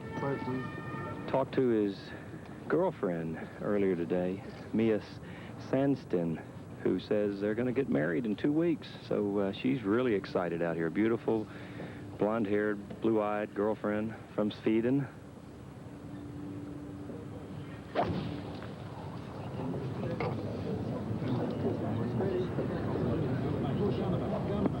Oh, that is not where you want to miss it here. No, but he's got some green to work with there. Here's the crowd scrambling down to spot the ball for our leader. Well, I think our leader is going to finally have a few nerves, and we're going to see how he plays coming home. I think you'll probably see a shot or two that may be a little wayward. We'll just see how he handles it. We go out to the par 4 13th. Fuzzy second. Fuzzy had 141 yards here. Very hot lie coming out of the rough.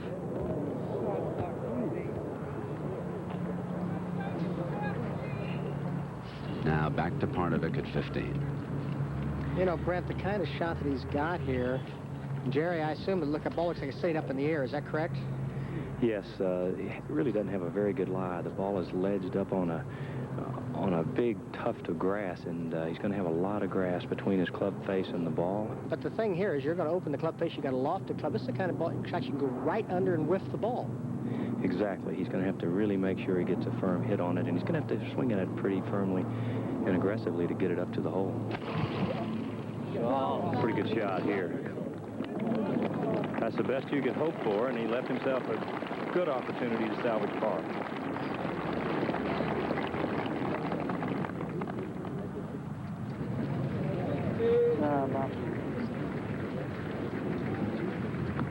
Now we go back to Fuzzy's third shot at the 13th. Fuzzy, like Price, trailing the leader by 2. And here's Price, second at 14. It's from the light rough, 182 yards. This could be a fly or lie. I don't think he hit more than a 6-iron. Oh, this ball's carried a long way. The ball's way over the green. Meanwhile, with Tom Watson 3 over for the day, has a chance to get one back with a long birdie putt here. He's 5 under for the championship. A little better tempo on that stroke there. Been popping the ball a lot. Now Fuzzy for par at 13. 15 feet here, should fall a little right.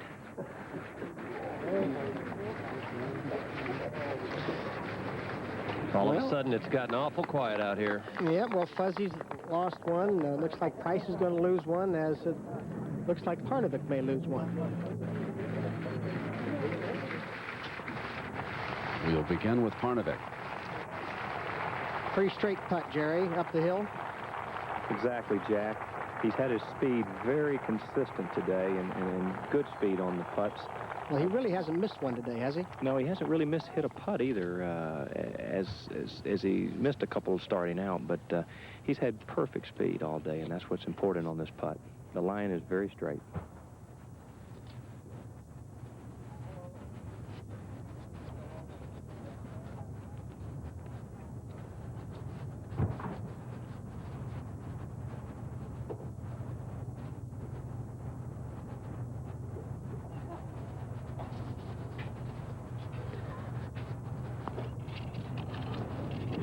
How about this? Oh, my goodness. He just misread that when he played it outside the right edge and didn't turn. That's his first bogey in 19 holes.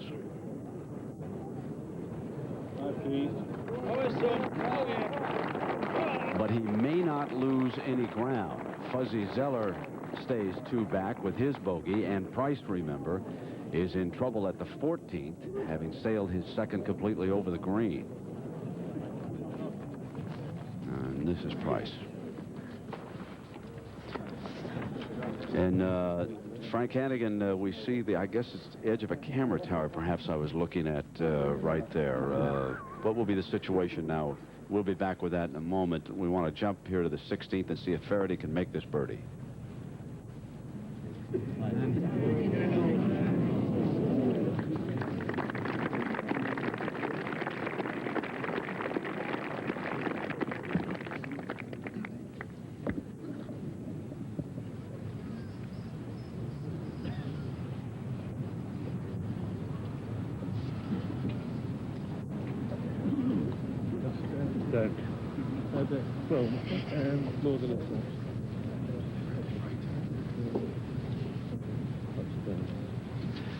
Now, Frank, let's get back to the Nick Price situation here. Well, the question is whether or not he's got line of sight interference with a temporary immovable obstruction. That's what the platform clearly is.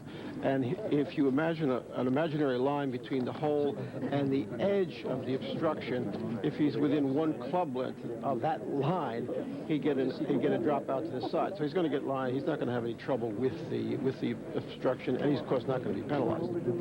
Well, he may not elect to take relief, Frank. It's if he likes his lie and he thinks he can play the shot by it.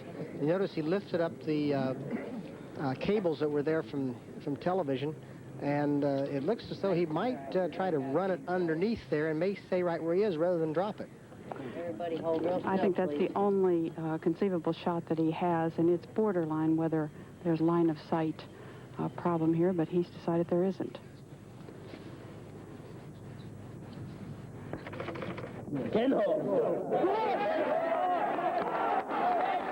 How good is that?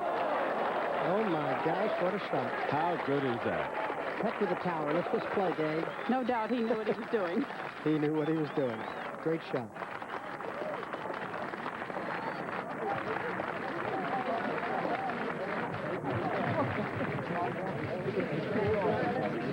A save, a par here for Nick Price, and he'd be 1 back of Parnevik.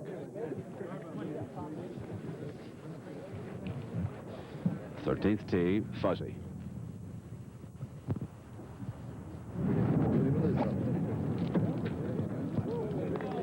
started down the right-hand side here. Just in the first cut of rough. Probably not too bad, though. Mark, let me correct myself. Fuzzy bogeyed 13. That, of course, was the 14th. Now back to Parnevik, 16th tee. 3-wood, 410-yard hole, playing downwind, perfect tee shot. Right in the center.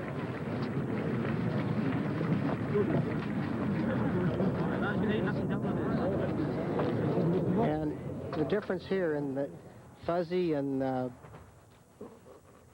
Nick have been hitting the ball just in the edges of the rough and been catching flyers into the greens, and Jesper's still hitting the ball into the fairway. He did miss the par 3 into the rough, but that was not an off-the-tee par 4 or 5. He's putting the ball in play where he can play his second shot and control it on the greens. Jack, just a few moments ago, unfortunately, Tom Kite doubled the finishing hole here to wind up 1 under for the day and 5 under for the championship. So he's in a tie for the 10th spot here at the British Open. Disappointing finish. Ruined a lot of good work that he's accomplished earlier.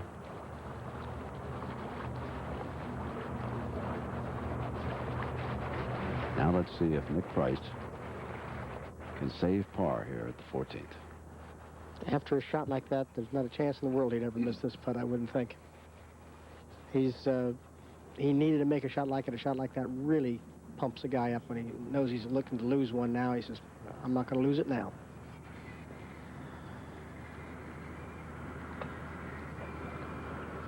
And now Nick Price is 1 out of the lead. All his life, Nick Price has dreamed of winning the British Open. He's still got a chance.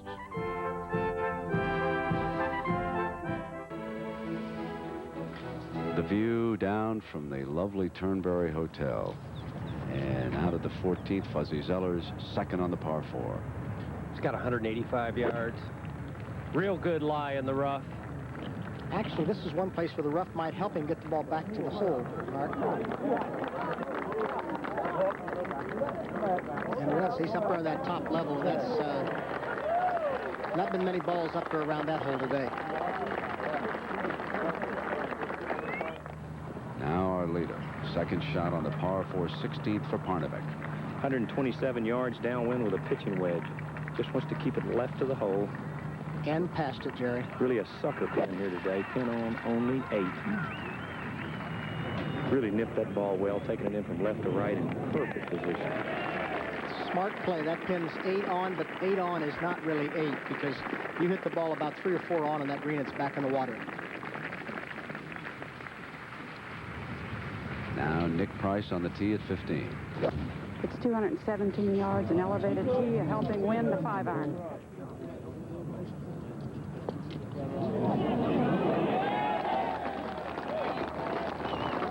That's a terrific shot. So Nick Price within 1 of our leader, Jesper Parnevik, here in the final round of the British Open. Grandstands filling up, and Tom Watson, who had such high hopes when the day began, but back-to-back double bogeys on the front 9, doomed to Tom, who now is at 5 under.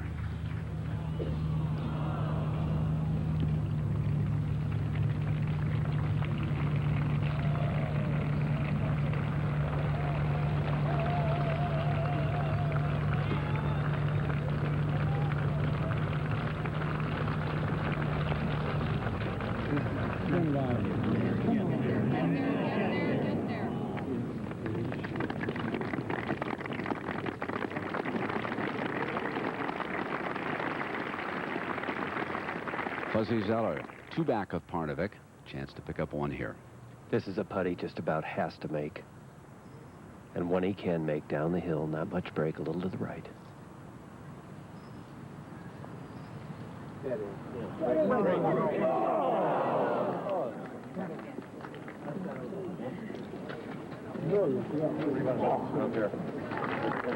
You've seen so much of that Fuzzy this year. He's hit the ball well, he's played well, and around the edge of the cup, it doesn't seem to want to fall. Now Parnevik, following his bogey at 15, will he get it right back and a 2-shot advantage? Pretty straight putt here. If anything, it might go fraction to his left, but he's put himself in position all day with very easy putts. Slightly downhill.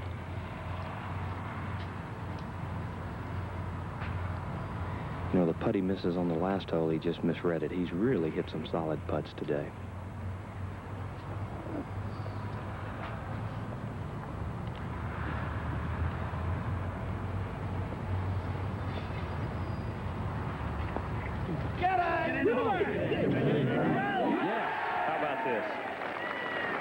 How about this? I want to tell you, I think they might be selling the bottom and the top of his hat now. Sell both sides of that brim.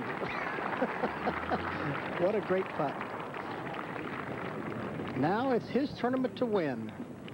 Depends on what he does. It doesn't really make a whole lot of difference what anybody else does about this point. If he plays the golf course the way he knows he can play it, it's his tournament. Now another look at Fuzzy Zeller, and oh, so close. Would have been a great moment for him to reach 9 under. Now Faraday has had all kinds of trouble here. That's his 4th shot, having left his first bunker attempt there. And at the par 5, you just about have to pick up something there to make a move. Now Nick Price needs this to stay within 1 of Jesper.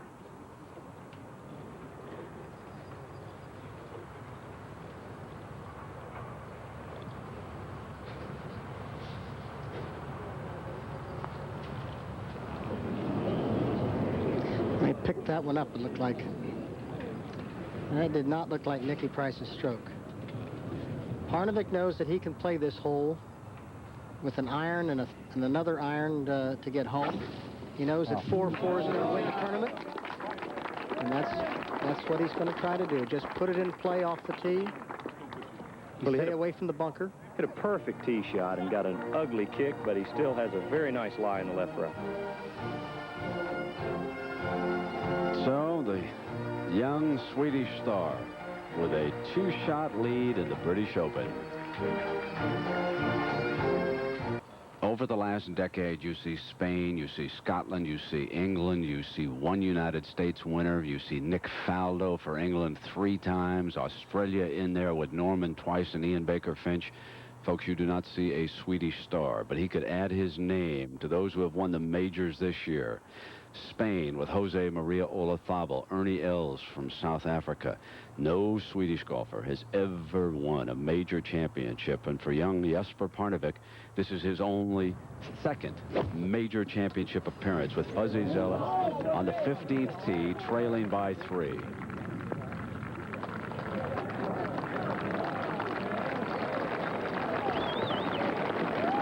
Good shot. Now Parnevik, his 2nd at 17. Has 216 to the front and the flag on 16. Either a big 5-iron or a 4.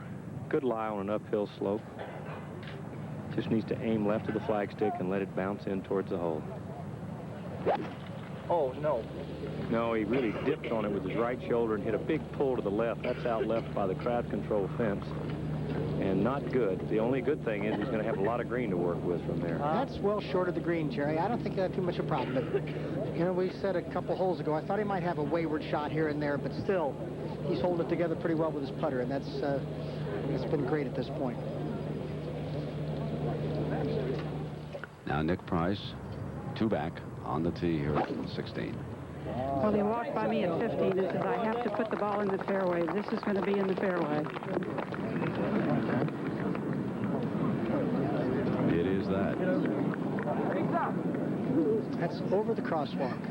That's a long way down there. That's just a little wedge in there. Now Brad Faxon, who started out with a bogey way back on the first hole and couldn't get it going today. 3 over for the day, 6 under for the championship. That was for a birdie. He'll settle for par. 18th tee, Faraday.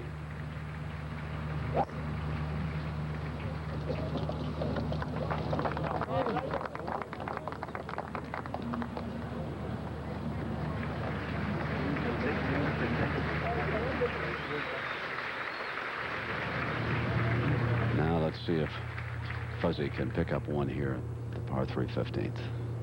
Just simply cannot afford to miss another putt here. This one's only about 8 feet. Not a very fast putt, kind of uphill, not much break. He can be real aggressive with it.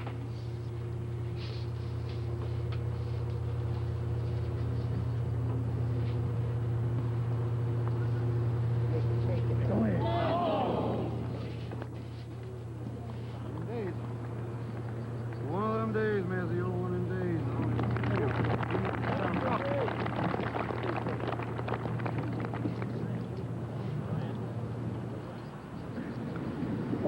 Here's Larry Mize finishing up. He holed out on the first hole for an eagle today to jump into contention for the championship, though he has dropped off a bit on the back nine, and he is 4 under, which would leave him deadlocked with a group that includes Calcavecchia and Norman, among others.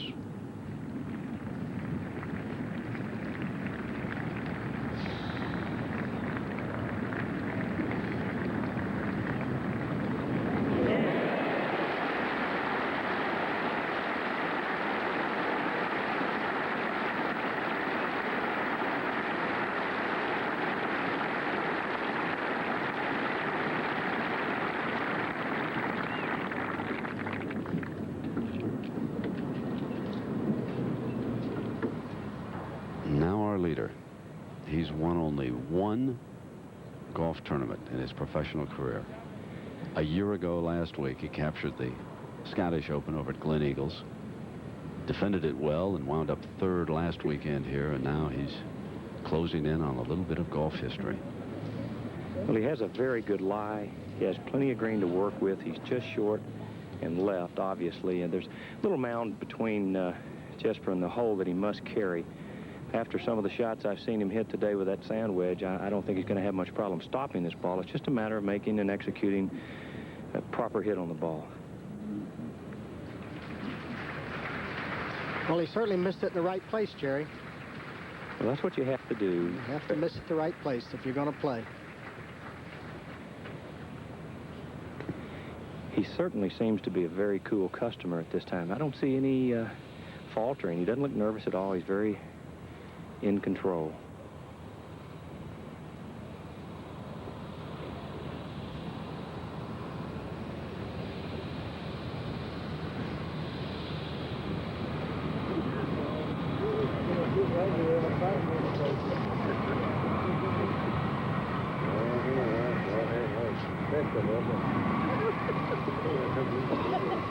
That's just perfect speed right there.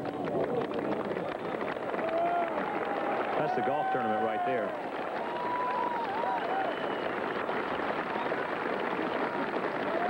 Very well played. Very smartly played. Always, if you're going to miss a shot and you got your nerves bothering you, miss it on a place you can play from, and that's what he did.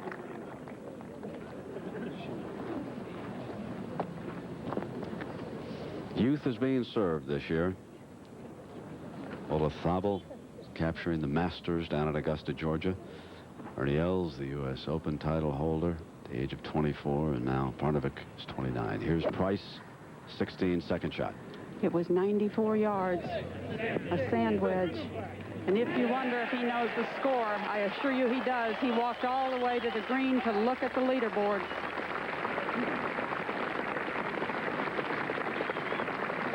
But at this point, Judy, it's not his to win, it's the other fellas to lose. But Mickey has to keep putting the pressure on. You always got to keep putting it on. You never know what might happen. Now, here's an eagle attempt that could move Mr. Watson up the leaderboard. He's at 5 under for the championship. Well, you hate to see him struggle today, 3 over par. This could really get a smile back on his face somewhat. Just quit on it all the way. Never hit the putt. Tempo too fast on the backstroke. Same thing he's done all day. And quit on it coming through.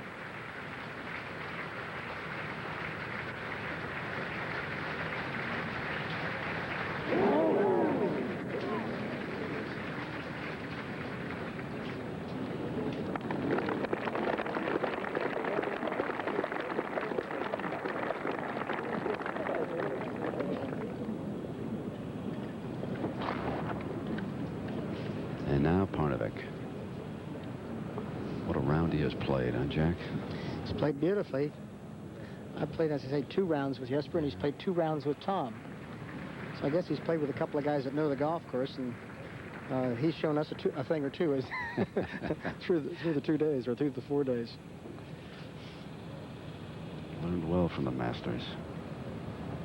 Yeah. 12 under. And the par 4 18th up ahead. Jesper Parnevik of Sweden.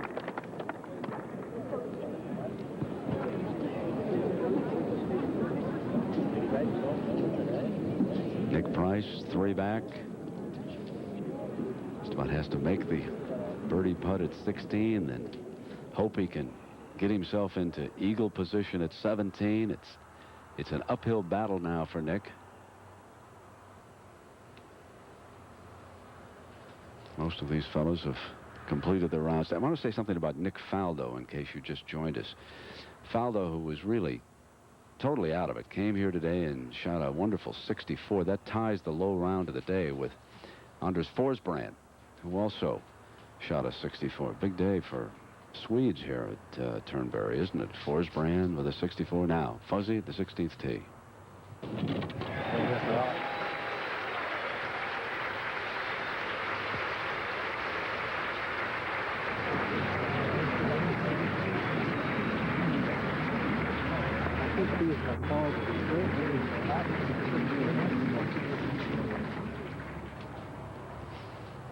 Our leader on the tee at 18. Well, the wind today is downwind on 18. Doesn't make any sense at this point to hit anything other than an iron and try to play it to the corner and a middle iron to the... He's got a wood in his hand, Jerry. Well, he's feeling good. He's feeling strong, and that's what youth will do for you. And my guess, he's going to take a 3-wood. He knows he can carry the bunker, and when he carries the bunker, he's got a big, wide area after that. The only problem is left.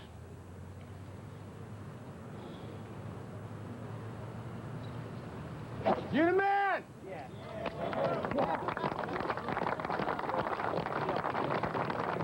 Well, I tell you what, that is perfect. That ball did not carry the bunker. It hits bunker high, 2 yards to the right of it, and it did hit to the right of it, Jerry. Very fortunate. Yep. Up at 18, David Ferreton finishes up with a par. Could be a top 5 finish for David. Now Nick Price needing one here at 16. Got it. Not done battling yet. The par 5 up ahead. Price with a chance to reach it in 2. But Parnevik is in excellent shape at the 18th. The drama continues from Turnberry. Hard to find a good viewing spot here at 18 right now. Little buzz of this huge crowd here in Scotland, Jack. And what about Parnevik now and Nick Price? Well, Nick kept himself alive at 16, obviously. But a smart shot from Parnevik is to put the ball right in the middle of the green. Price has got to birdie the last 2 holes or make an eagle in a par. And he is in the rough. Let's just put the ball into the middle of the green somewhere and see what happens. Well, he's checking his lie out. He has certainly a flyer, and he's trying to decide what club to use. He has a pitching wedge from 150 yards. Only has 135 to the front. He's playing for the ball to leap out of this short grass. I don't think it's going to leap with that club he's got, Jerry. No, I think he needs a 9-iron. I don't mean that. I meant the type of golf club he had. Well, that needs to get up. Not bad down there. The pin's just back far enough where he's going to have a little room to work with. Sherry, we've seen some fellas have a lot of trouble from down there today. That we'll have to wait and see how he handles it. Not a good spot. Now Nick Price on the tee here, Jack. Right shot, Nick. It's just on a line down the right side. Well, he's missed the bunker on the right, so he's all right.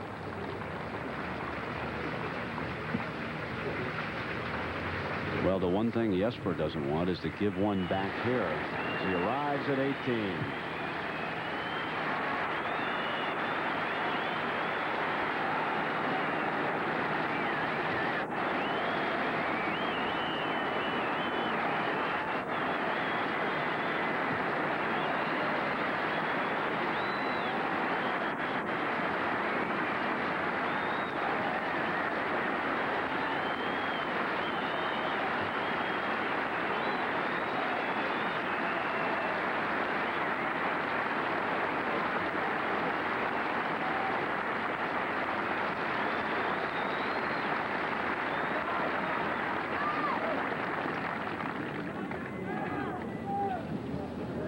But he would love to be in more comfortable shape, wouldn't he, than he is right here off the green. Meanwhile, let's go back to Fuzzy Zeller at 16. This for birdie.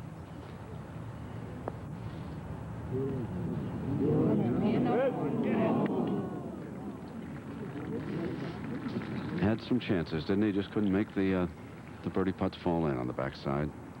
No, that's been Fuzzy's all year, unfortunately. Now Tom Watson way over the green here at the finishing hole.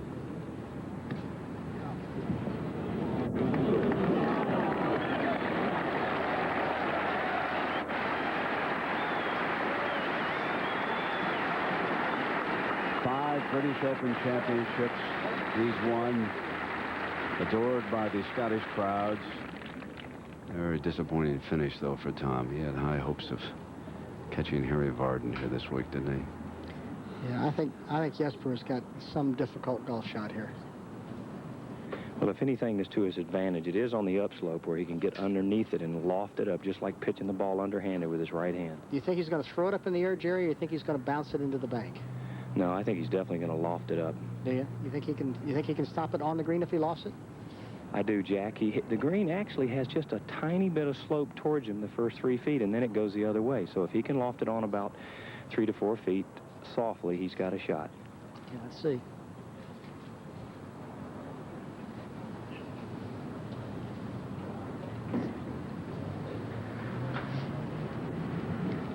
He definitely has it laid way open. Going to slide it underneath the ball. Like that. Just slid under a little too much.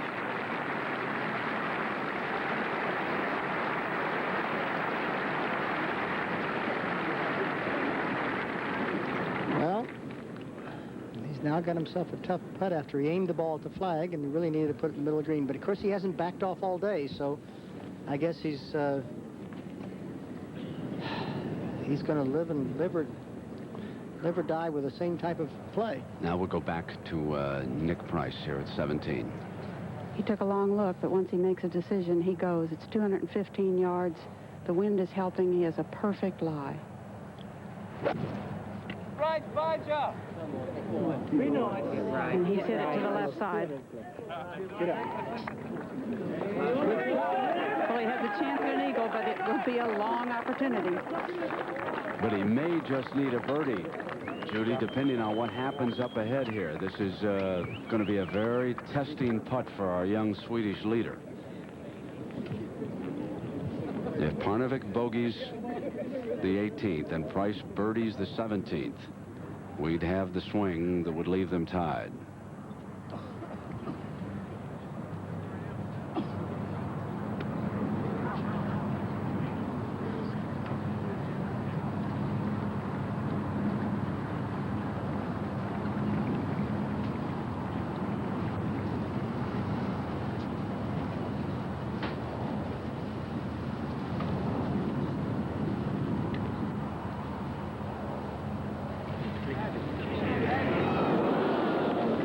And there it is. Now all Price needs out at the 17th is a birdie to draw even. And remember, if there's a playoff, they go back to the 15th. They go for 4 holes, 15, 16, 17, and 18. Medal play, still tied, then sudden death. They would use the 18th only. And so Nick Price, now with a chance.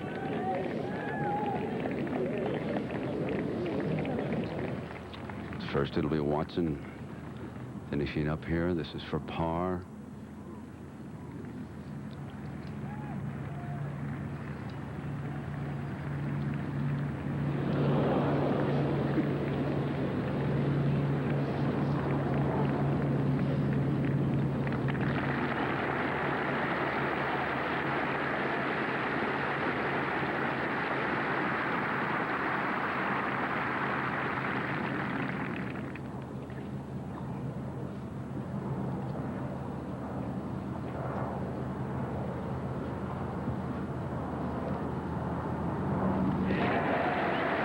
7 under for the championship.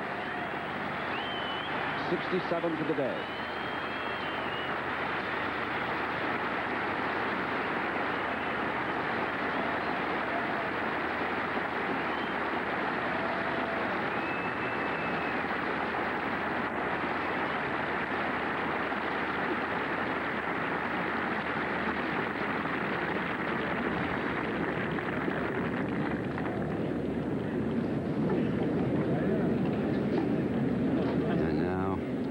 Parnevik must await what Price can do on 17 and 18, Jack. Well, that's right. It was his to win. Now he's given Price an opportunity to get back into it, and you see it happen so many times where a little bit of inexperience or a little bit of over-aggressiveness, a fella takes the ball at the pin when he shouldn't take the ball at the pin. Sometimes you've just got to play away from it. You know, he still may win, but he certainly opened the door to allow Nick to move back in. And of course, Nick was the most logical one. Nick is the fellow that has played all the great golf for some of the best golf in the world for the last 2 years. He's coming off the win. He's the one who is primed to make the charge. He knows that he's been there and other people have made the mistake, so he just played right along. And of course, that great birdie putt he made at the last hole, now it sets it up for another one at this hole. So we'll just watch.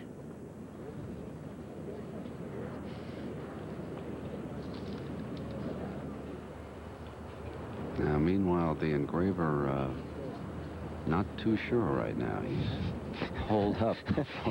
He better not be putting any names on that thing yet. He just wants to make sure he knows how to spell Parnevik. Price is a little bit easier. But well, he can put down P. That's right. I think that's a certainty.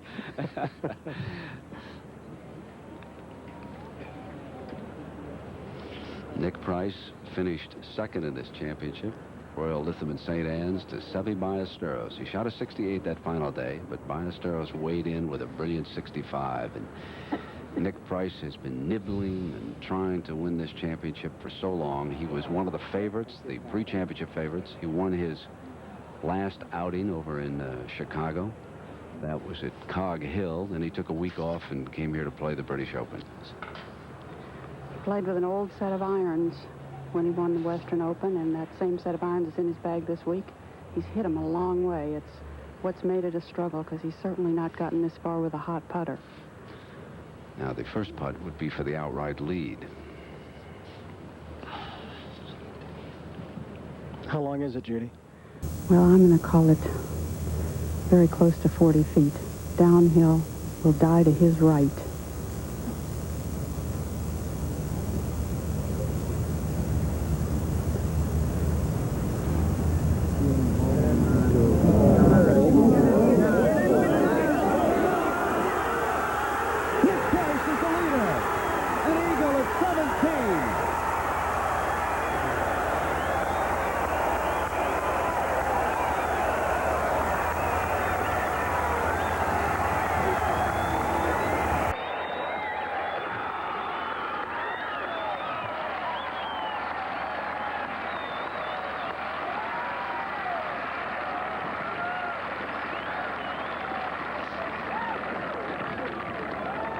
Can you believe that?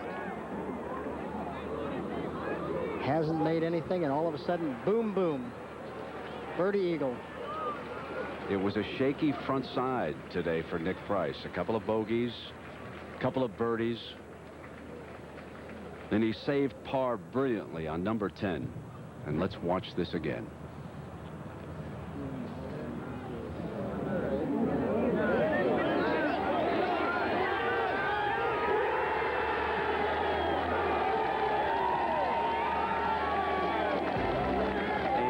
That could live forever in the history of the British Open.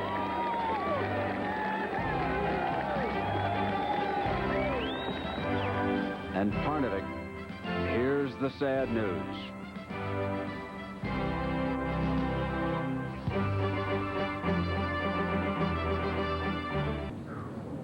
So Nick Price, our leader by one, has come to the 18th tee.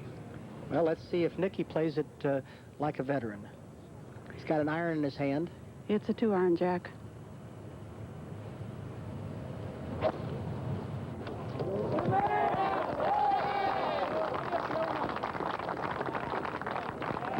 perfect. You don't win you don't win the tournament on your tee shot, but you can lose it on the tee shot. And he did not lose it there. He put it perfect. Nick Price stalking his second major championship. He's already won the PGA and his now Fuzzy Zeller. 201 yards for Fuzzy, and he was thinking of a 3-3 finish till he saw Nick Price hold that putt up ahead.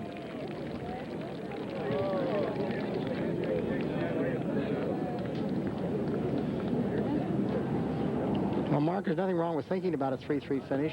Price has not finished the last hole.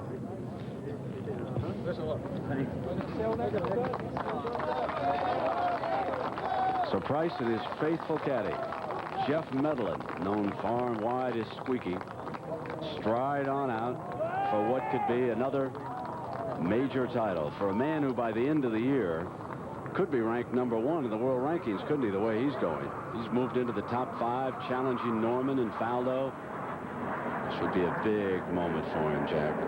He's played great. He's played well all year, and he's playing with great confidence, that's for sure. This was the moment. Could live forever in British Open history.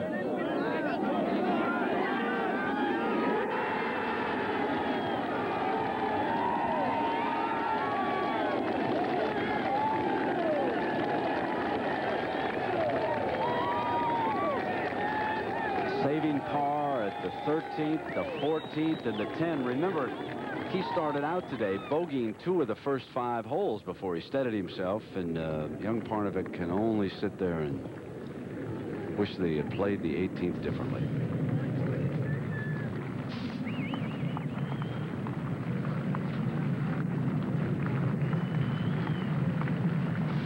The crowd here is gathered. It's just a wonderful view.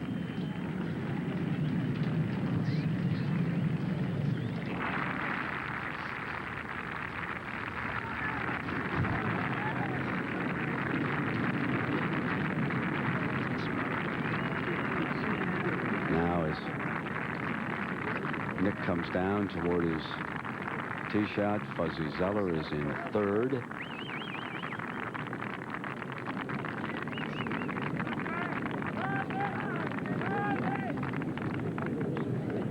Par took a bit of a beating over here this year, but the weather conditions were perfect for scoring. We never had real miserable, tough weather like you were accustomed to sometimes over here, eh, Jack? Yeah, a little bit the first round, but after that, it's been perfect, Brent. It's been just absolutely just fantastic week. Out to 17 of Brad Faxon's 3rd. Little chip shot down the hill here. Leave it right in the range where he's missed every single one all day long.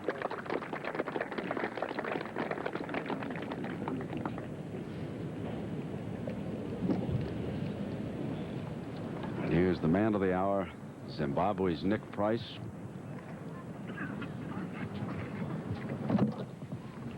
Well, this hole has given him fits the last 2 days. How far has he got, Judy? He has, by my calculation, 166. Well, Squeaky beat me out by 1. He says 165. Well, the obvious smart play is to the right and beyond the hole. Depth-wise, yes, it is. I mean, went to left to right, huh? Like 7? Yes, I do. Just choke down and hit it at the... split the D in the pool. Yes. Huh? Yes, split the D in the pool. At the tower.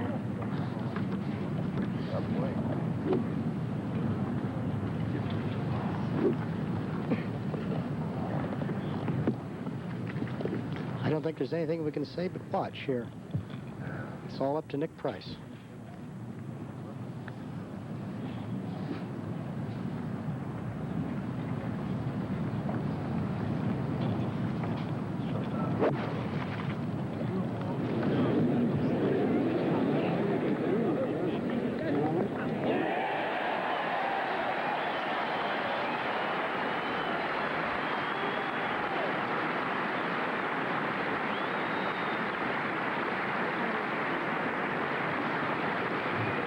As a boy growing up in South Africa, Nick Price someday dreamed of being in this position. This is the championship he has always yearned for.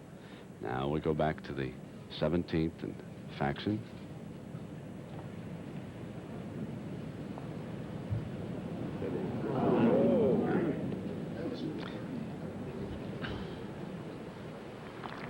Nicky had an opportunity to win the Open at Troon, where he led back when Watson won, and he didn't finish well. He went through the experience that Parnevik did at the end, and now he's coming down the end. He's played a smart second shot. Let's just watch it.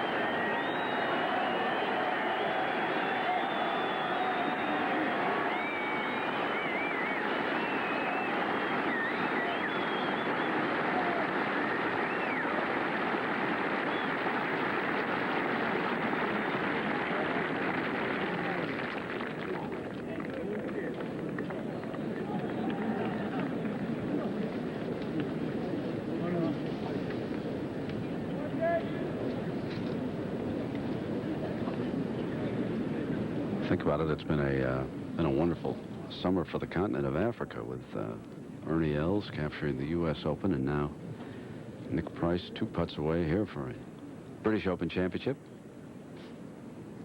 And let's check in on Fuzzy and see if he can make a birdie here at 17.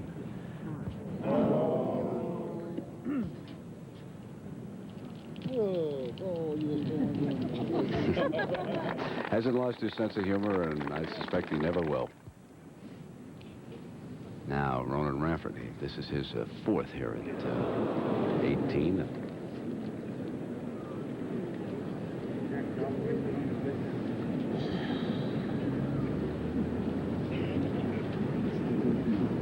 He'll now take his time.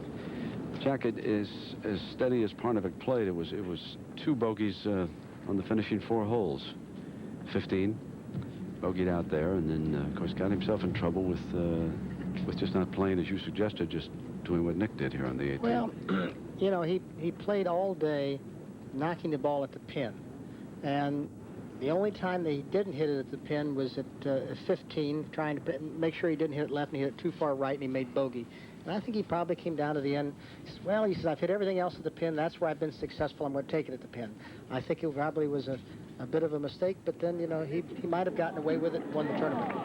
And but he didn't. And Nick's got 2 putts to win. Nicky, on the other hand, has played the 18th hole very smartly, played a good conservative tee shot.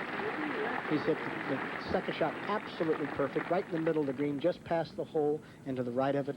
And now obviously it's his tournament now, 2 putts to win.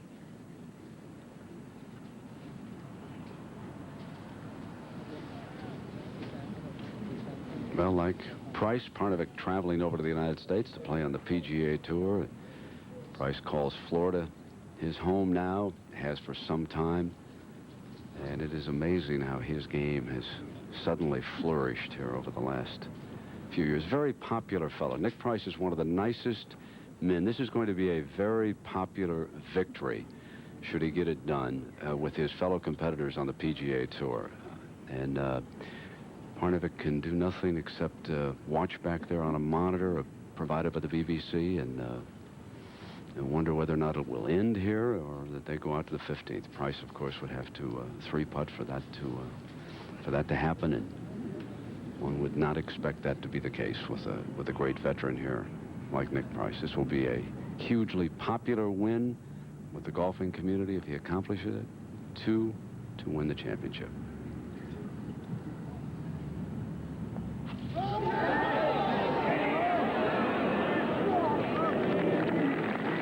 All that's left.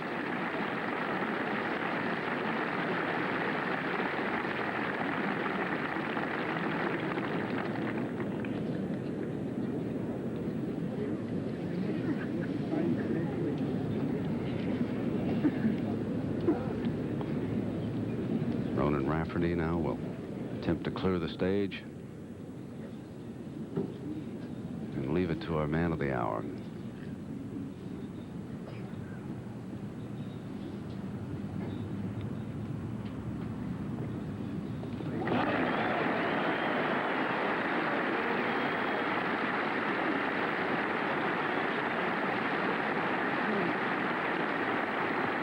Good championship for Ronan. Came out of nowhere, really, for that finish. And now it is Nick Price. He's going to check it from both sides, Brent. Looks like about 18 inches. This for the British Open Championship.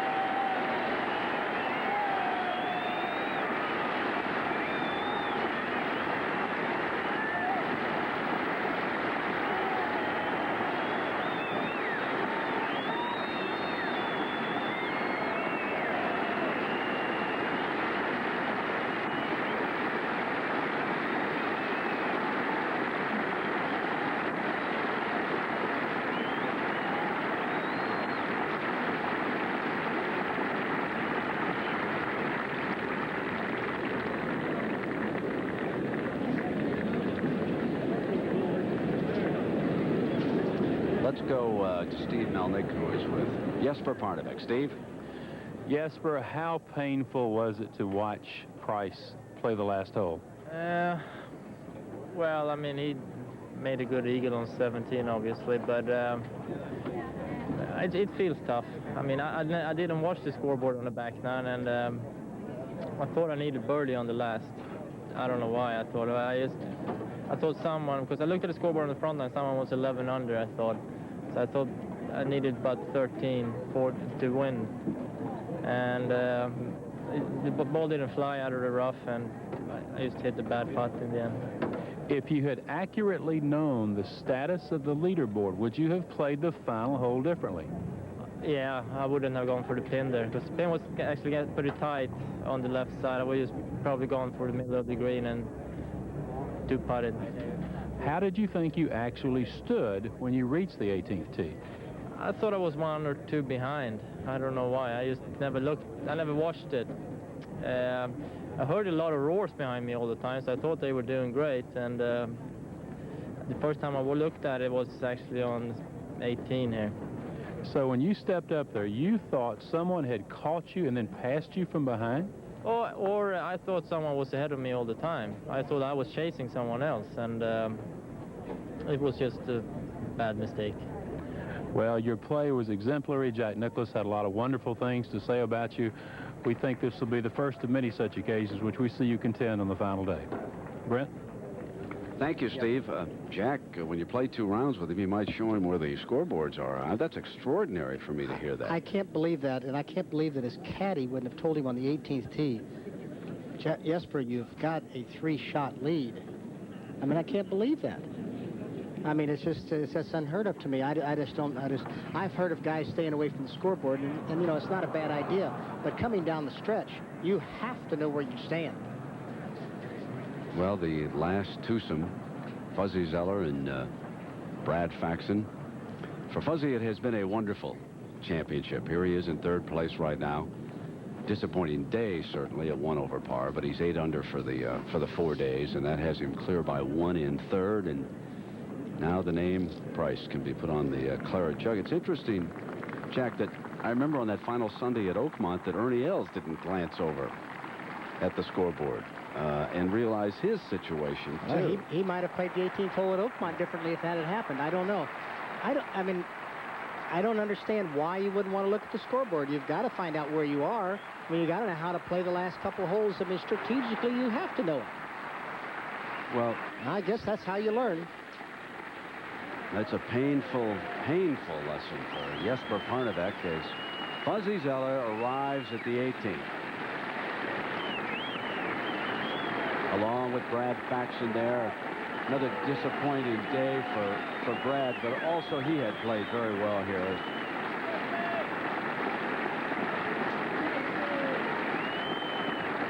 You can see the crowd surging in. They have a wonderful ceremony over here after everything's done, and they present the claret jug to Nick Price.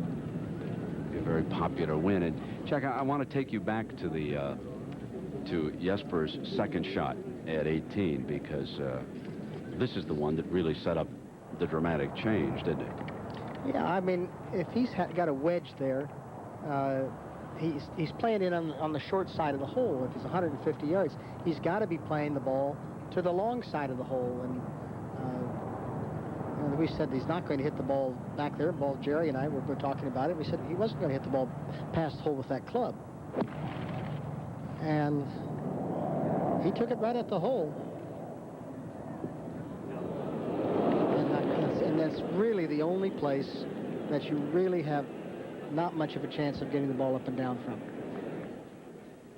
And Brad Faxon was in the same spot, his third shot. Played a pretty good shot from there. But even if you are there, you're going to have to hole a putt. Very rarely are you going to hit the ball within a foot or two of the hole. And the last hole of a major championship, the last thing you want to do is put a 4 or 5 footer in front of you, or a 6 footer, whatever it is. You want to have what Nick did. He was on the green. He didn't have to make the putt. He could run it down somewhere within 2 feet of the hole and tap it in and make your par. You at least put himself on the green. And if Nick had to make the putt, at least he was there in a position to make it. He wasn't going to lose the tournament from where he was. Jesper gave himself the opportunity to lose the tournament, which he did.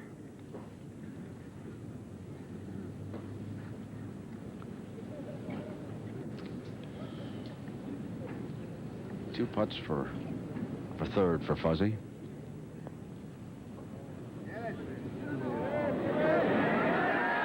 he only needs one. What a wonderful way to finish.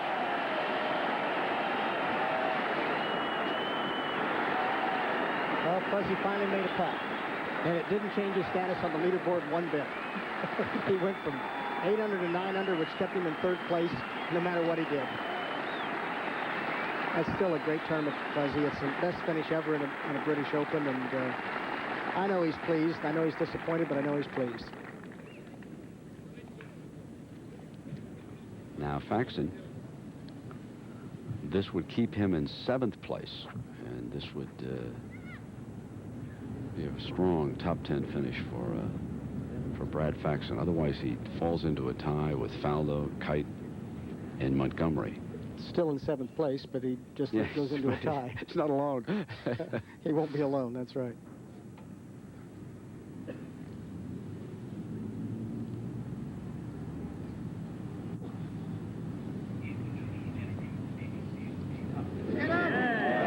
Well done.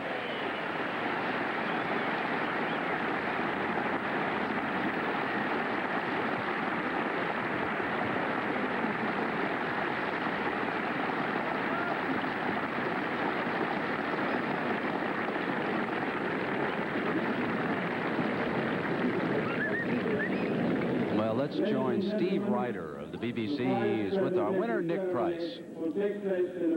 Open champion, and I bet it's a wonderful feeling, isn't it? I've waited a long time for this, Steve. I guess 12 years I've been patient, and you know, I just always in the back of my mind I felt that I would have a chance to win the championship. And you know, I don't know, today I hit some squirrely looking shots out there, and I had a couple of 3 putts early on, but you know, when I needed to play well today, I really did, and that's what I've been doing lately. Was there a moment at time when Jesper was surging away from the field that you thought that the opportunity had gone? Well, I knew when they posted that he had made eagle on 17 as I was walking across to 17, and I was really fortunate I thought I'd made that putt on 16 to tie him, and really the only opportunity that I had was to make 3 on 17, and I hit probably the best putt I hit all week there, and it couldn't happen at a better time for me. I thought I'd better jump out my skin. Let's show it to you now, Nick, and you can see the reaction as well, which is quite something. Tell us about the putt.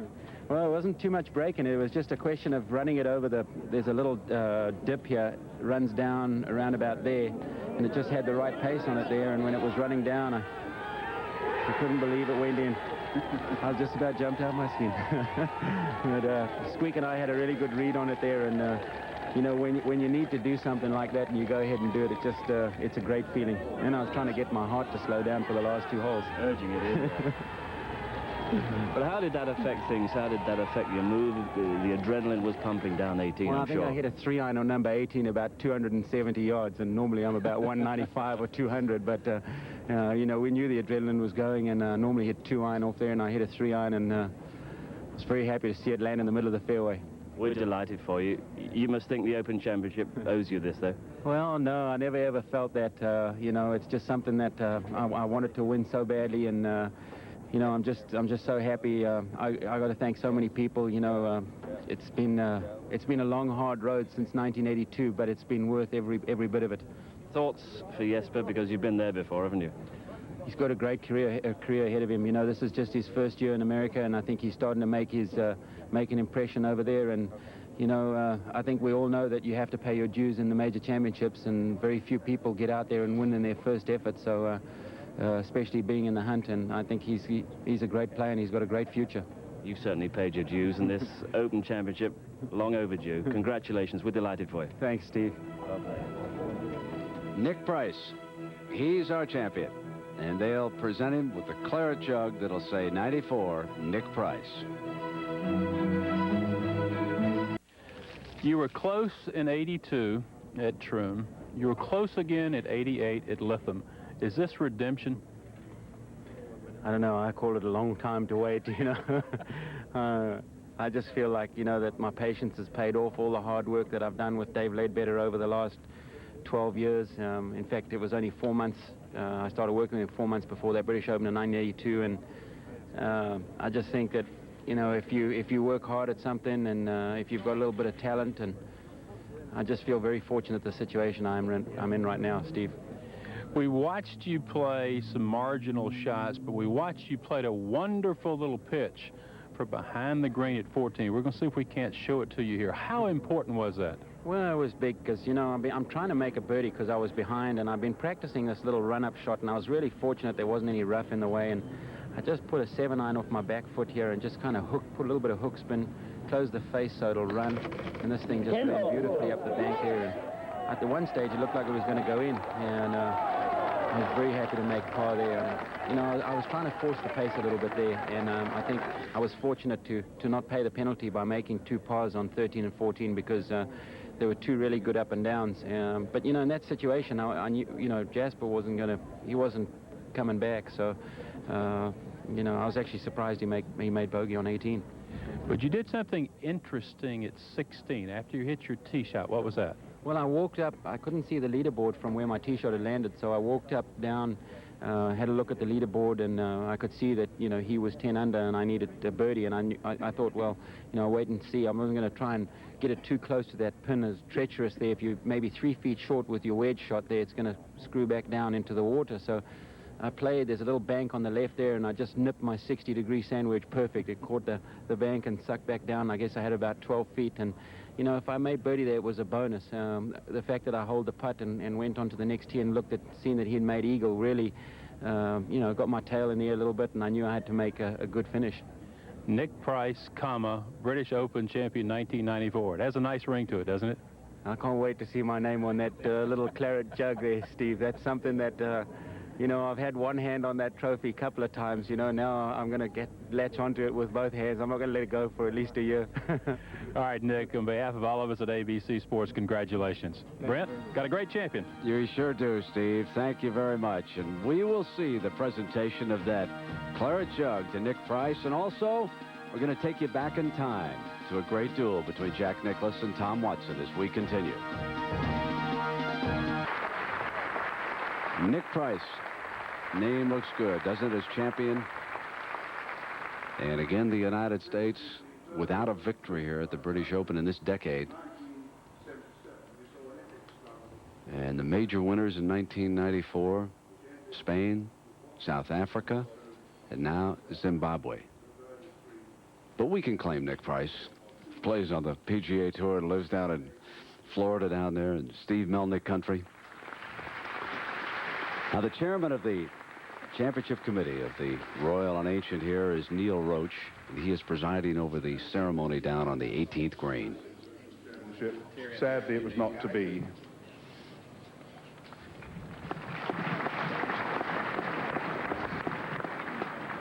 In 1986, in very rough weather, Greg Norman won his first major championship and went on to become one of the leading players in the world. And so, with winners of this caliber, the quality of the course was never in doubt. In both the 1986 championship and this year, the course preparation has been the responsibility of the course manager, George Brown.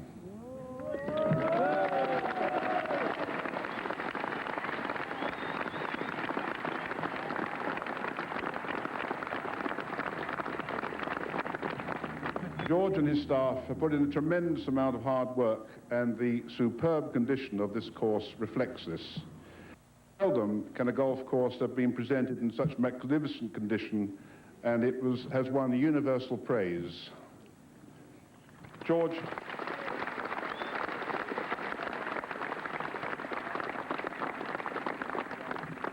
George, it's been a great pleasure to work with you and with your staff, and we all congratulate you and thank you.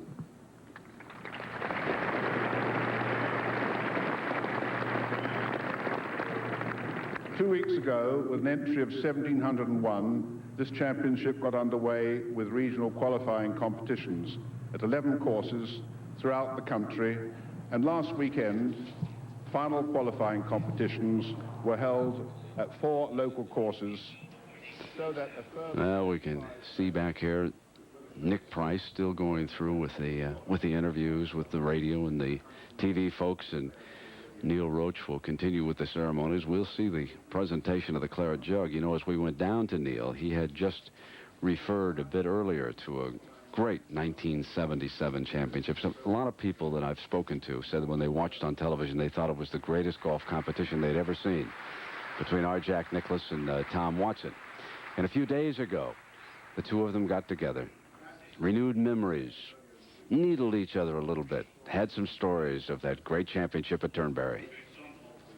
And we got around to the 15th hole, and we had a good match back and forth. Obviously, you were playing well, I was playing well. We both were sort of running away from the field, and I had you by a shot going to 15 when this little short putt you had here came up. Tell me a little bit about it. It was in my range. It was definitely in my range. It was a putt from off the green. I hit a 4-iron that just clipped the top of the bunker, just past it, and popped up on top. So I elected to use the Texas wedge from off the green, and it was from about 50 to 60 feet, and I ran it down the hill, and look what happened. As Henry Longhurst would say, oh dear. I said, oh dear. I was inside you, but I didn't really have a realistic birdie putt, but I was inside, and of course that made us even going to 16. Then we tied 16. Right. And going down the 17th hole, we both hit good tee shots there, and you played first to the green, which you played a beautiful, beautiful second shot here. Well, I played it slightly off the upslope, and it was with a 3-iron. I made a good swing. I caught it dead flush, and it came down a little bit right of the hole and rolled up behind the hole. Here's the shot right here. You can see your ball just in front of my ball. That was the days I could hit it by you. Oh man, you were long. Now it's the other way around. I'm back here playing first. But you made a beautiful swing there, and that pin was in a tough position in the back right. Pin was in the back right, and yeah, that's tough to get to with the right to left wind. I did not want to miss it to the right at all, and when it started off a little bit to the right, I was hoping it'd get a straight kick, which it did. And as you see it right there, it rolled back. That looks a little bit shorter than it actually was. That was about a 25-foot putt there. Well, you put the pressure on me, and you forced me to try to throw the ball into the hole. And I was trying to play a cut shot here, and I took it back a little bit too far inside. And I obviously caught it fat. And I left the ball to the right of the green short. And that was a 4-iron shot, and I left myself with a pretty tough little shot. I had a very tough shot. Very skinny lie. And but you were in there close, and I had to try to figure out some way to get in, and I couldn't pitch the ball. So I had to play sort of a little bump and run here. And this was a typical British Open shot right here. This is a Scottish shot. This is a links golf shot right here, where normally in America you take a sand wedge and you flop it up there. Here was just a kind of a little bit of a punch, and it rolls up through 2 little knobs, and just I thought it might go in the hole, and it rolled about 4 or 5 feet by the hole. Well, I thought I would make it, and I've been very confident with my putter all week, and I stood over the ball, and As you'll see here, I hit the ball too hard with my stroke. I probably jabbed it a little bit, and I hit it right through the line. I didn't take the break that your ball took. And then we get up to the 18th hole, and I hit first with a 1-iron off the tee. I put it a little bit too close to the bunkers, but it got by the left bunkers. And I was surprised, really, that you hit driver off that tee. I really didn't. I thought that it would be a wiser shot to put a 3-wood to the tee. Of course, here's your second shot right here. I played a 7-iron for my second shot. I remember how far it was. It was 178 yards. It obviously was a little bit downwind, but I was pumped up, and I hit the ball right very close. I had watched, I'd come over before I played my shot to look at your lie, because I didn't know whether your ball had actually gone into the course. And actually, right there, as you can see, you're about 6 inches from going into the course. And what a swing that you took there. I mean, if you try to make that today, I'd break my back. Did you see the grass come out of there? I mean, how could, there's no way. Our club, we'd break our hands going through the grass like that today. Anyway, the ball came up on the edge of the green, but you're up so close to the hole, it looks like the golf tournament's over, and for all practical purposes, it is. And as I was walking up there, my caddy, Alfie Fowle, said, "You've got him now, mister." And I said, "No, I don't. I have to expect Mr. Nicklaus to make this putt."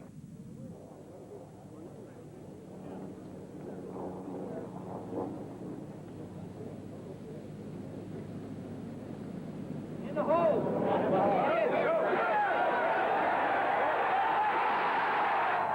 Look at the crowd. I mean, it was a match that had to end that way. I mean, for 2 days, the last 2 days, the two of us played terrific golf. I played as well as I could play. You just played one shot better. And that's what I said. They said, I didn't lose the British Open. Tom won it. And I think that was one of the great matches of all time, one of the most enjoyable matches. And there you are tapping in your putt, and you weren't very excited. I'll tell you, it was one of my greatest thrills in golf right there. So we walked off the green. I'll never forget what you said. You said, "I gave you my best shot, but it wasn't good enough." And after that British Open, I told myself very simply that maybe I can play with the big boys now. Well, if I was one of the big boys, you sure played with him here. You certainly.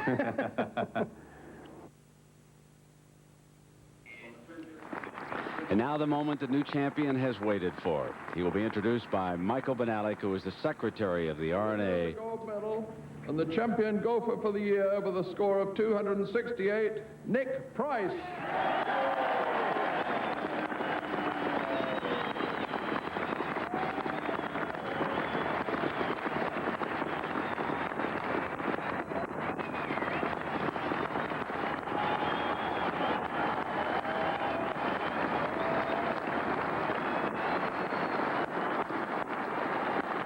His wife, Sue, 2 children, Gregory and Robin. And there's the moment. He finally got both hands on the Claret Cup. Now let's go to Jack Whitaker. Jack?